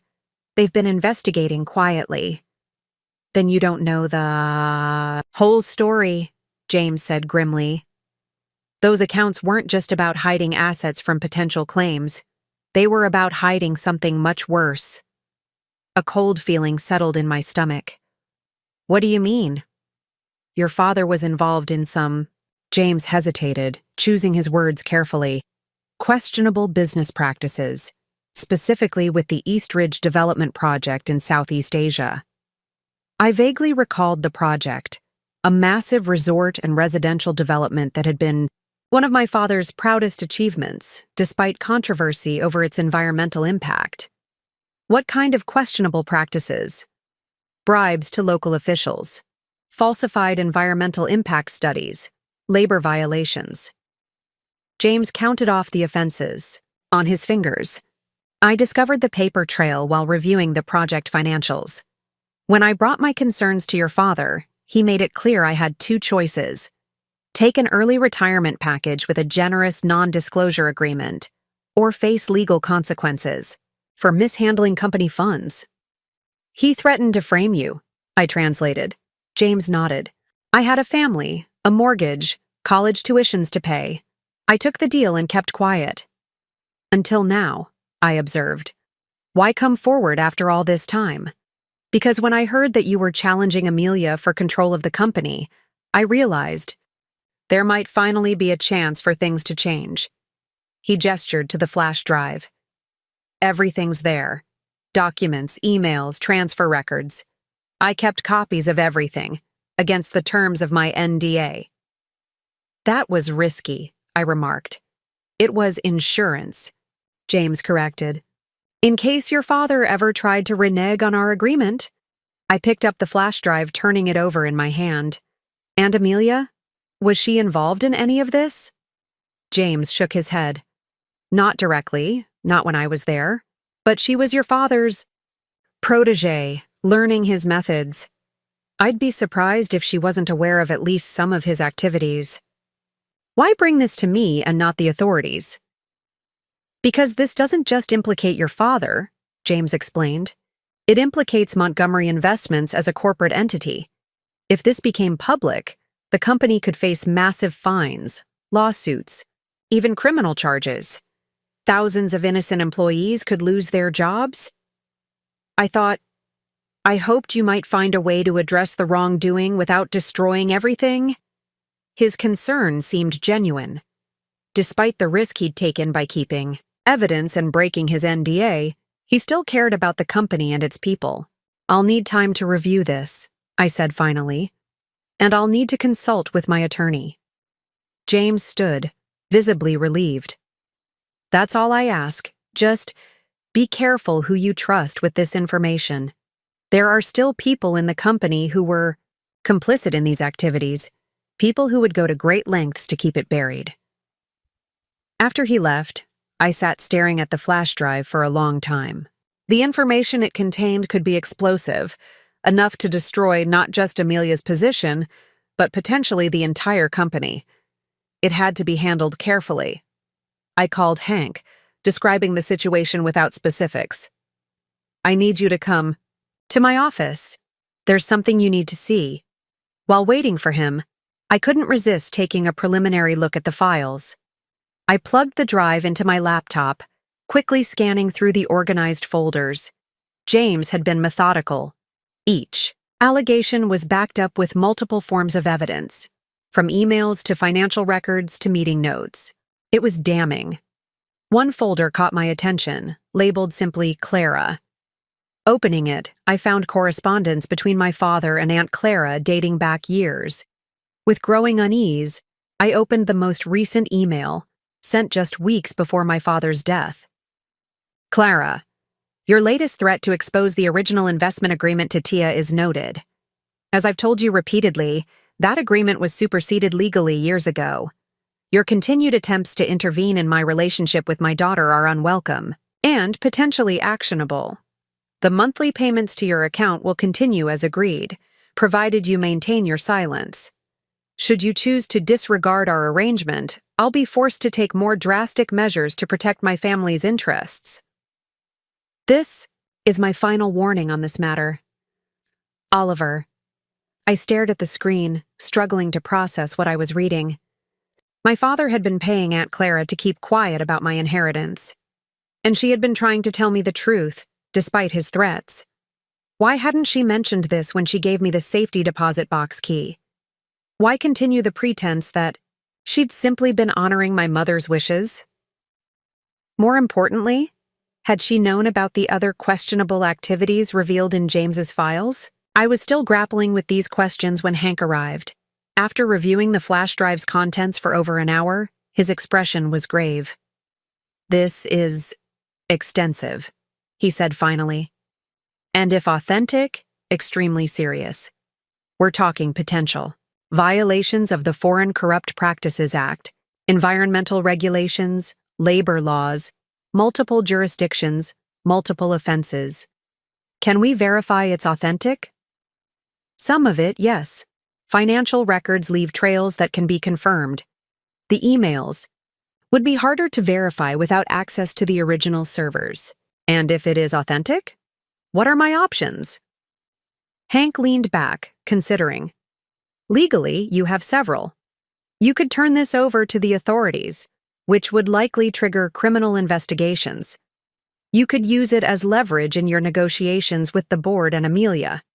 Or you could attempt to address the issues internally, making restitution where possible without public disclosure. And my aunt's involvement? Complicated, Hank admitted. The emails suggest she was being paid for her silence, but also that she was attempting to defy your father by telling you the truth. We'd need to speak with her directly to understand her full role. I nodded, my mind racing.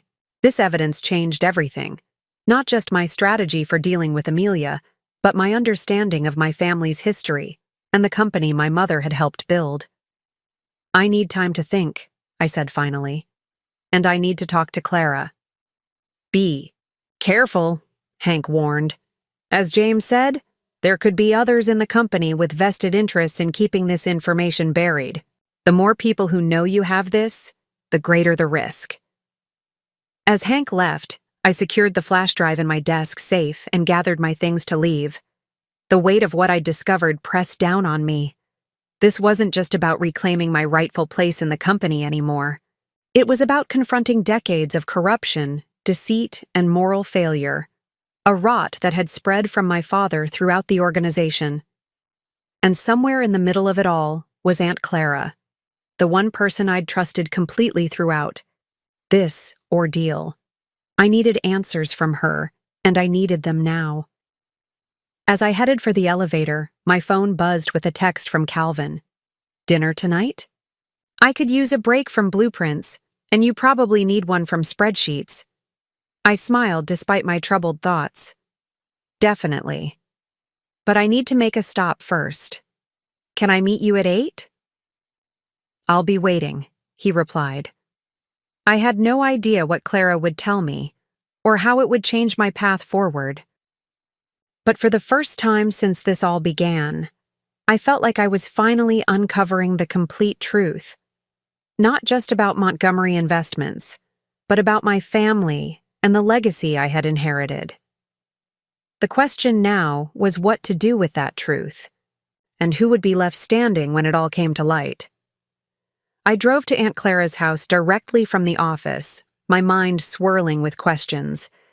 The modest 2-story home where she'd lived for as long as I could remember looked exactly the same as always. Well-maintained garden, warm porch light, wind chimes tinkling softly in the evening breeze. It was hard to reconcile this peaceful setting with the disturbing revelations about her relationship with my father. Clara opened the door before I could knock, as if she'd been watching for me. Tia, she said, her expression a mixture of surprise and concern. Is everything all right?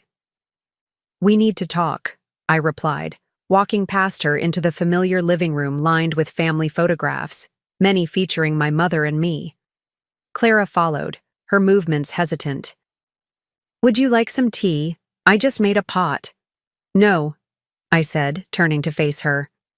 I want to know why my father was paying you to keep quiet about my inheritance, and why you didn't tell me about it when you gave me the safety deposit box key. All.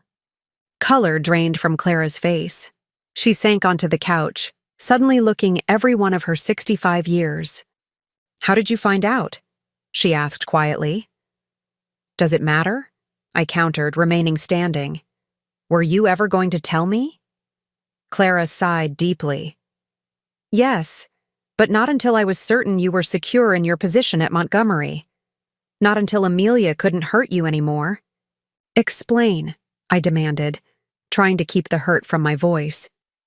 Clara had been my rock, the one family member I trusted implicitly. Her betrayal, if that's what it was, cut deep. After your mother died, Clara began, Oliver changed. The grief twisted him somehow, made him harder, more obsessed with control. He started dismantling everything your mother had built into the company, the ethical guidelines, the community initiatives, the environmental protections. And you knew about this? I was on the board back then, Clara reminded me. I opposed him at every turn, but I was consistently outvoted. When I threatened to tell you about your inheritance once you were of age, he offered me a choice: accept monthly payments and stay silent, or be forced off the board and cut out of your life completely. So you took the money, I said flatly. I took the position it gave me, Clara corrected. As long as I was on the board, I could at least try to mitigate some of Oliver's worst impulses. And more importantly, I could stay close to you. I paced the room, trying to process this information. But you continued taking payments even after I was an adult, even after I could have fought for my rights. Yes, Clara admitted, because the timing wasn't right. You were building your own life, Your own career. Oliver was at the height of his power and influence. He would have crushed you, Tia. I've seen what he does to people who stand in his way. What does that mean? I asked sharply. What else do you know about his business practices? Clara looked away. Enough to know he operated in gray areas, sometimes darker. I didn't have proof, just suspicions and rumors. Whenever I pressed for details, I was shut out of meetings, denied access to information. Did you know about the East Ridge development? The bribes? The falsified environmental reports? She shook her head. Not the specifics, but I suspected something wasn't right with that project. The approvals came too quickly, the obstacles disappeared too easily. I studied my aunt carefully, trying to determine if she was telling the truth. Her eyes were tired but clear, her expression open. Why give me the key after he died? Why not just tell me everything then? Because I promised your mother, Clara said simply. She wanted you to discover the truth in your own time, to make your own decisions without being influenced by my feelings about Oliver. And, she hesitated, I was afraid. Of what? That you wouldn't understand, that you'd see only the money and think I'd betrayed you for it. Her voice cracked slightly. You're all the family I have left, Tia. I couldn't bear to lose you too. I sat down beside her, the anger draining out of me. I have evidence, I said quietly. Proof of what my father did. The offshore accounts, the bribes, all of it. James Weber brought it to me today.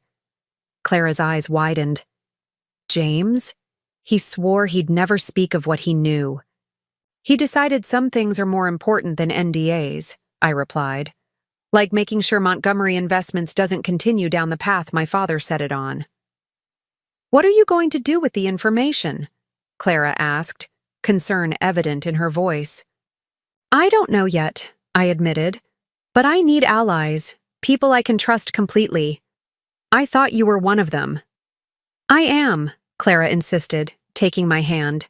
I've always tried to protect you, even when I couldn't tell you the whole truth. Whatever you decide to do now, I'm with you. I wanted to believe her, and despite the initial shock of discovery, I found that I did. Clara had been caught in my father's web just as surely as I had been, making difficult choices in impossible situations. I need to know everything you know about the current board members, I said. Who might support ethical reforms?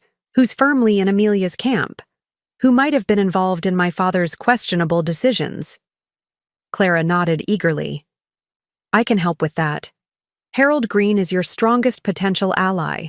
He and your mother were close, and he's been uncomfortable with the company's direction for years. Patricia Winters and Michael Chen are swing votes. They prioritize stability but have expressed concerns about ethical issues in the past. As Clara continued outlining the power dynamics of the board, I felt a renewed sense of purpose. The evidence James had provided was powerful, but wielding it effectively would require strategic alliances and careful timing. By the time I left Clara's house to meet Calvin for dinner, I had a clearer picture of the battlefield and potential allies. Clara had promised to arrange informal meetings with Harold Green and other sympathetic board members, creating opportunities for me to share my vision privately before bringing it to a formal vote. Calvin was waiting at Riverside Bistro when I arrived, his concerned expression softening as I approached. Rough day? He asked, standing to pull out my chair. Enlightening, I replied, ordering a glass of wine from the passing server. And complicated. Want to talk about it? I hesitated. Calvin had been supportive throughout this ordeal, but bringing him deeper into the web of corporate intrigue and potential legal issues felt unfair. On the other hand, I needed someone outside the situation to help me maintain perspective. I discovered some things about my father's business practices, I said carefully. Things that could potentially damage the company if they became public. Calvin listened attentively as I outlined the situation in general terms, without sharing. Specifics that might put him in a difficult position legally. Sounds like you're at a crossroads, he observed when I finished. Use this information as a weapon against Amelia, or try to address the underlying issues without destroying the company. Exactly, I sighed. The easy path would be leveraging this to force Amelia out. But that doesn't solve the deeper problems, the culture my father created, the ethical corners that were cut, the people who were hurt. What would your mother want you to do? Calvin asked gently. The question caught me off guard. Throughout this process, I'd been focused on reclaiming what was rightfully mine and standing up to the father who had rejected me. But Calvin was right. My mother's legacy was equally at stake. She'd want me to fix what's broken, I said slowly. Not just claim my share of ownership, but transform the company back into what it was meant to be. Then that's your answer, Calvin said. The question isn't whether to use this information, but how to use it to create lasting change rather than just winning a power struggle. As we continued our dinner, the outline of a plan began to form in my mind. I would need to build a coalition of allies within the company, not just board members, but department heads, project managers, and influential employees who shared my vision for a more ethical Montgomery Investments. With enough internal support, I could present both the evidence of past wrongdoing and a clear path forward, one that addressed the sins of the past while creating a better future. It wouldn't be easy, and Amelia would fight me every step of the way, but for the first time, I truly believed it was possible. Thank you, I told Calvin as he walked me to my car after dinner. For helping me see the bigger picture. That's what I've always loved about you, Tia, he said, his voice soft in the evening darkness. Even when you're fighting your own battles, you're thinking about something larger than yourself. As he leaned down to kiss my cheek, I turned slightly, and our lips met instead. The connection was brief but electric, a reminder of what we'd once shared and possibly could again. I should go, I said, taking a step back. Early meeting tomorrow? Calvin nodded, a half smile playing on his lips. We'll continue this conversation another time. Driving home, I felt a strange mix of emotions: determination about my path forward at Montgomery Investments, confusion about my rekindling feelings for Calvin, and a lingering sadness about the depth of my father's moral failures. But beneath it all was a growing certainty that I was exactly where I needed to be, doing exactly what I was meant to do. Not because it would prove my father wrong or best Amelia, but because it was right for the company, for the people who depended on it, and for myself. Tomorrow, I would begin building my alliance in earnest, and Amelia would soon discover that I was playing a very different game than she had anticipated. The opportunity to make my first significant move came sooner than expected. 2 days after my dinner with Calvin, Ken Taylor requested a private meeting in his office. I've been reviewing the proposed Wellington acquisition, he said without preamble as I took a seat. The board is expecting our recommendation next week. The Wellington Group was a mid-sized sustainable technology company that developed innovative environmental solutions. My father had initiated acquisition talks shortly before his death, seeing it as a lucrative opportunity to absorb their patents and client base. What are your thoughts?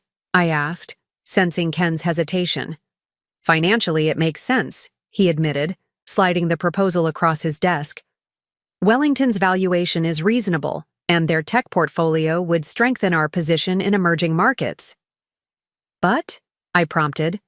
Ken sighed, removing his glasses to rub the bridge of his nose.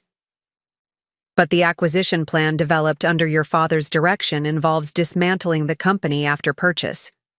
Their research division would be absorbed, their manufacturing outsourced, and their workforce reduced by approximately 60%. Typical corporate streamlining, I observed, keeping my tone neutral. Yes, efficient and profitable, Ken agreed. Amelia is strongly in favor.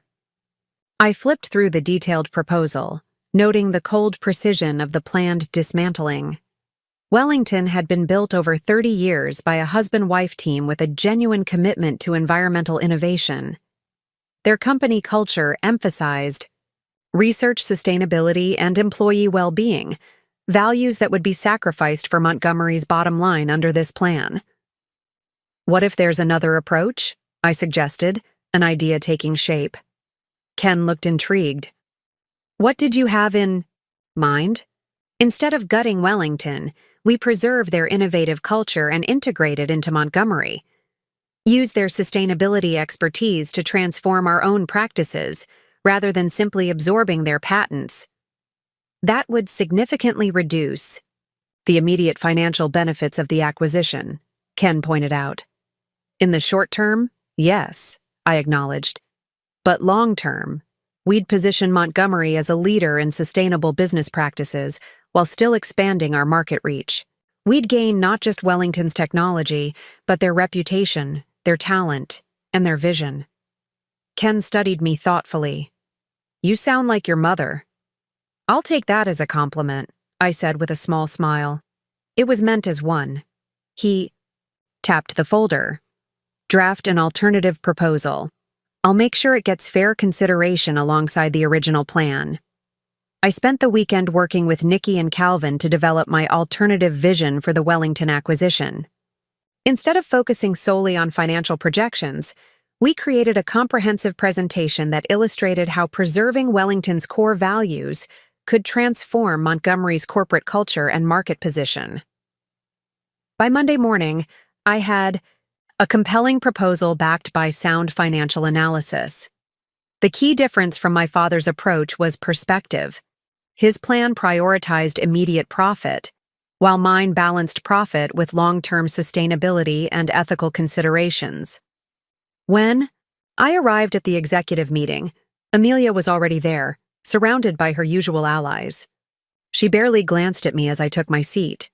Ken opened the meeting by summarizing both acquisition approaches, the original plan and my alternative. I could see surprise and irritation flash across Amelia's face when she realized I had developed a competing proposal.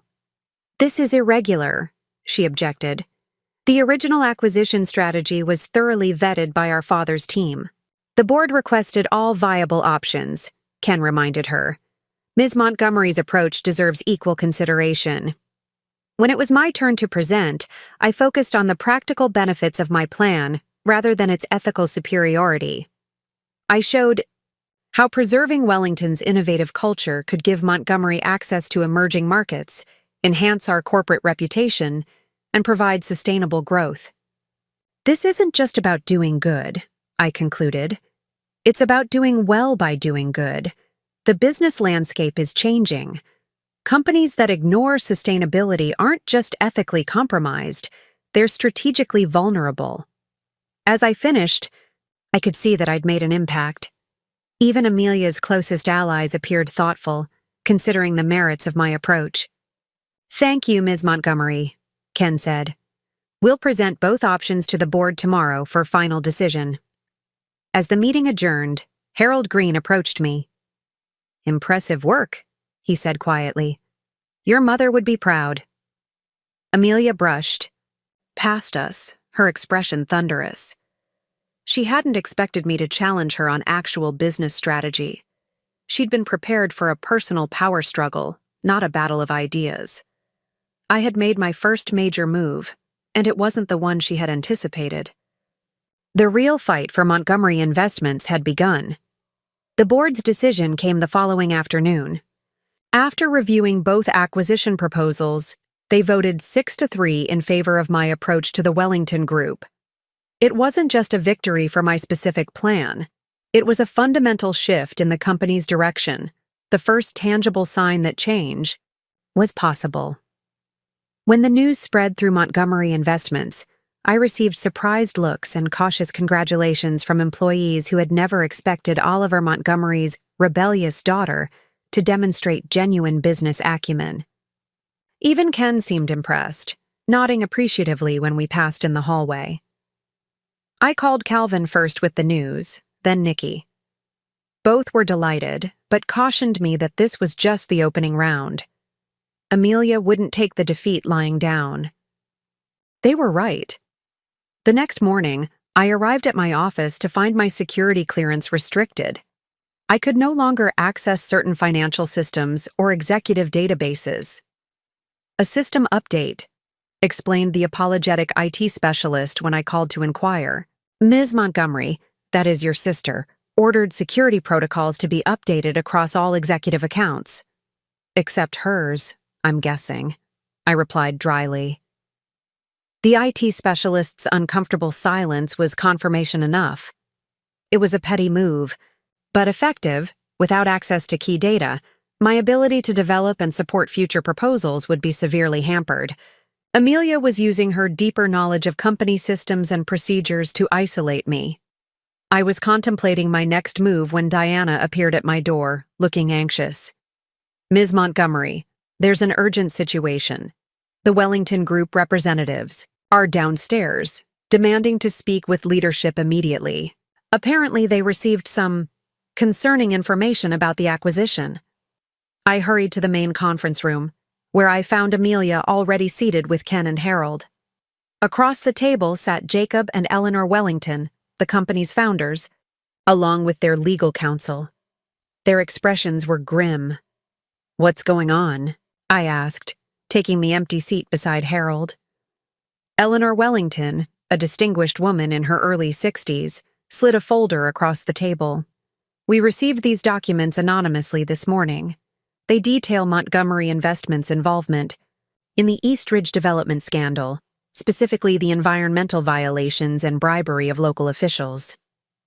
I felt the blood drain from my face as I recognized the documents. They were from James Weber's flash drive, information I had shared with no one except Hank and Clara. "These allegations raise serious concerns," Jacob Wellington continued. "Our company was founded on principles of environmental stewardship and ethical business practices. We cannot, in good conscience, proceed with an acquisition by a company with this history, regardless of how attractive the current proposal might be." Amelia's expression remained impassive, but I could see the triumph in her eyes.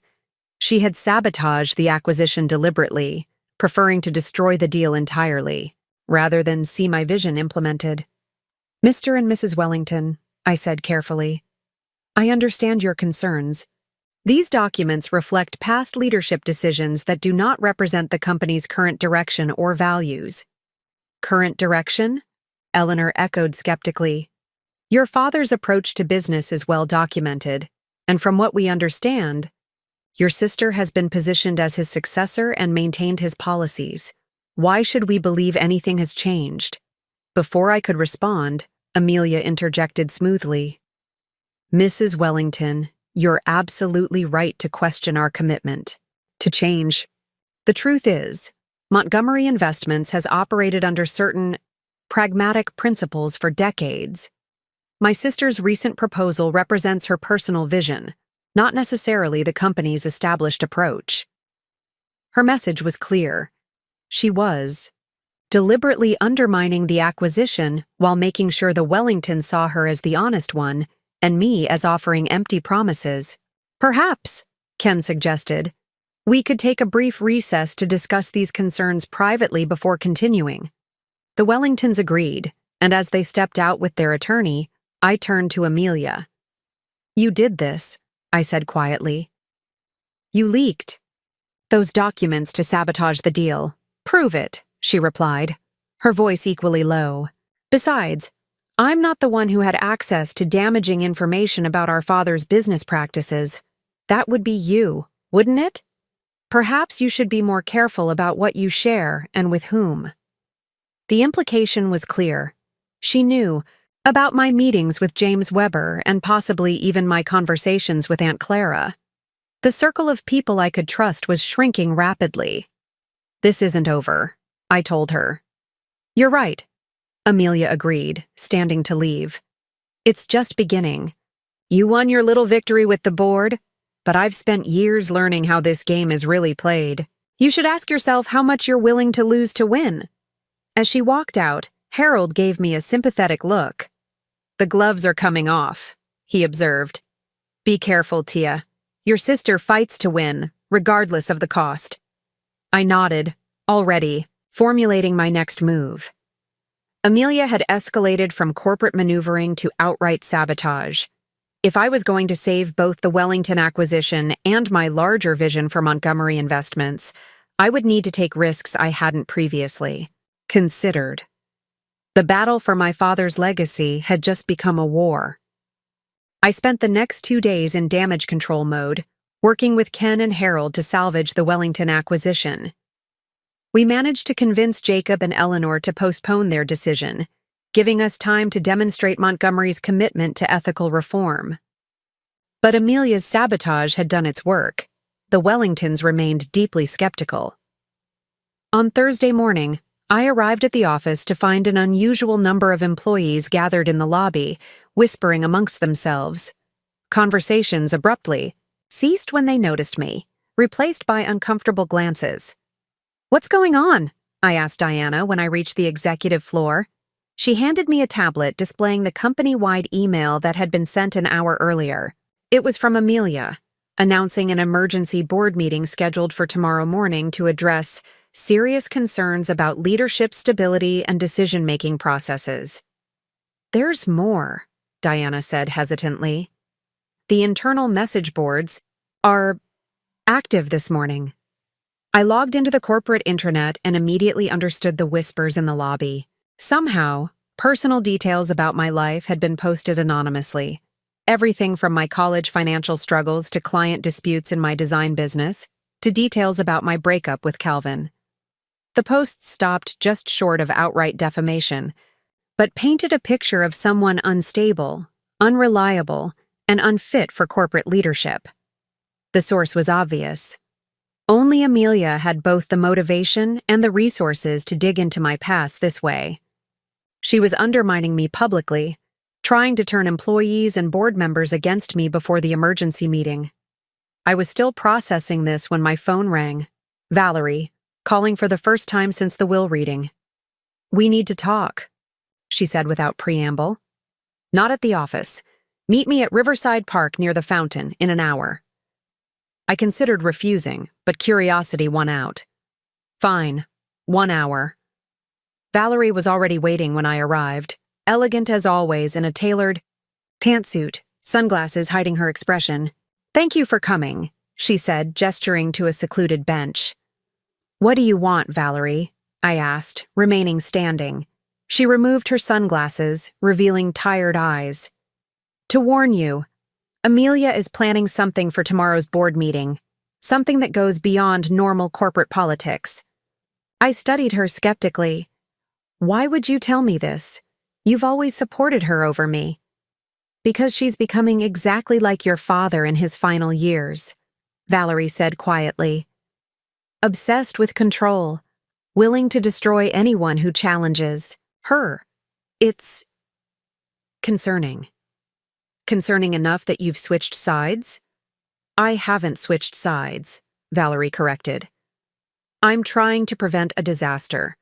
Amelia has obtained access to your personal financial records. She plans to present evidence to the board that you've been approaching Montgomery clients for your private design business, using your position for personal gain." I stared at her in shock. "That's completely false." "I know," Valerie surprised me by agreeing. "But she has documents that suggest otherwise. Emails, meeting records, client testimonials. They've been altered. She's fabricating evidence to get me removed," I realized, anger building. "And you're okay with this?" Valerie looked away. "I didn't know how far she would go until recently. Your father taught her to win at all costs, and she learned the lesson too well." "Why tell me now?" She hesitated. "Because despite everything, you're still Oliver's daughter, and what Amelia is doing, he wouldn't have wanted this." As Valerie walked away, I knew one thing for certain. Tomorrow's board meeting would determine not just my future at Montgomery Investments, but the very soul of the company. The boardroom was packed the next morning. Every board member was present, along with key executives, Hank, and Amelia's legal team.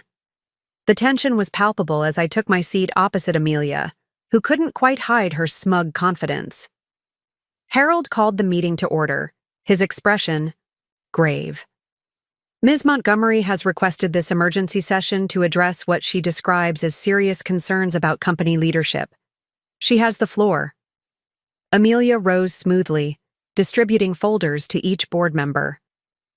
Thank you, Harold.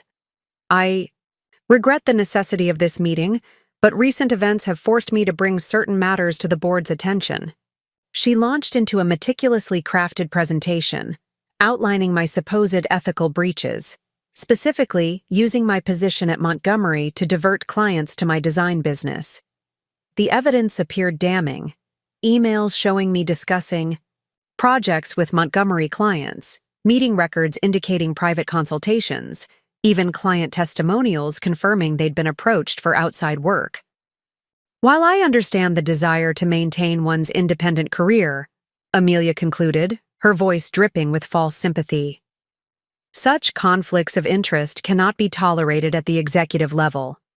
I formally request that the board remove Tia Montgomery from her position as co-chair, effective immediately. All eyes turned to me. I had spent the night preparing for this moment, knowing that my response would determine everything. Before I address these allegations, I said calmly, I'd like to share something with the board. I connected my laptop to the presentation system and pulled up a video file, the recording I'd made of my conversation with Valerie in the park, captured by the recording app on my phone. This is a conversation I had yesterday with Valerie Montgomery, I explained. I think you'll find it illuminating. The room fell silent as Valerie's voice filled the space. Amelia has obtained access to your personal financial records. She plans to present evidence to the board that you've been approaching Montgomery clients for your private design business. They've been altered. Amelia's face drained of color. This is... You can't... Inadmissible in court, perhaps, I acknowledged, but more than sufficient for this room. I turned to the board members. The documents you've been given are fabrications, created to remove me because I represent a different vision for Montgomery Investments than the one Amelia and my father embraced. I took a deep breath, knowing my next move was risky. But this goes beyond personal rivalry. It speaks to the fundamental character of this company and the legacy we choose to uphold. I connected a flash drive, a copy of James Weber's evidence, to my laptop. For too long, Montgomery Investments has operated in ethical gray areas. Under my father's leadership, and with Amelia's knowledge, the company engaged in practices that violated not just moral principles, but legal ones.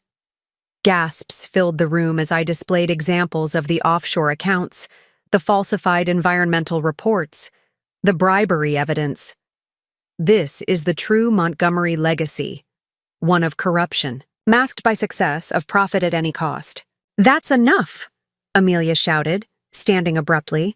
These are baseless accusations. They're documented facts, I countered. And they leave us with a choice. We can continue down this path, or we can change course. Not just superficially, but fundamentally. I looked around the table, meeting each board member's eyes. My mother helped found this company with a vision of ethical business practices that balanced profit with purpose. I'm asking you to help me restore that vision, not because it's morally right, though it is, but because it's the only sustainable path forward in today's business environment. The silence that followed was deafening. Finally, Harold spoke, his voice quiet but firm. I move that we adjourn to consider these matters in private executive session. Ms. Tia Montgomery and Ms. Amelia Montgomery will recuse themselves while the board deliberates. As Amelia and I left the boardroom, her mask of composure finally cracked. You've destroyed everything, she hissed. Are you happy now? I looked at her, really looked at her, and felt an unexpected pang of sympathy. Like me, she had been shaped by our father's expectations, molded to fit his vision of success. The difference was that I had eventually broken free, while she had become his perfect reflection. I didn't destroy anything, Amelia, I said quietly. I'm trying to rebuild something better. The board deliberated for nearly 5 hours. Amelia. And I waited in separate offices, the tension stretching like an elastic band pulled to its breaking point. When Diana finally came to escort me back to the boardroom, her expression revealed nothing. All the board members looked exhausted, but resolute. Amelia was already seated, her face a careful mask of composure. Harold, as the most senior director, spoke first. After careful consideration of all evidence presented today, the board has reached several decisions.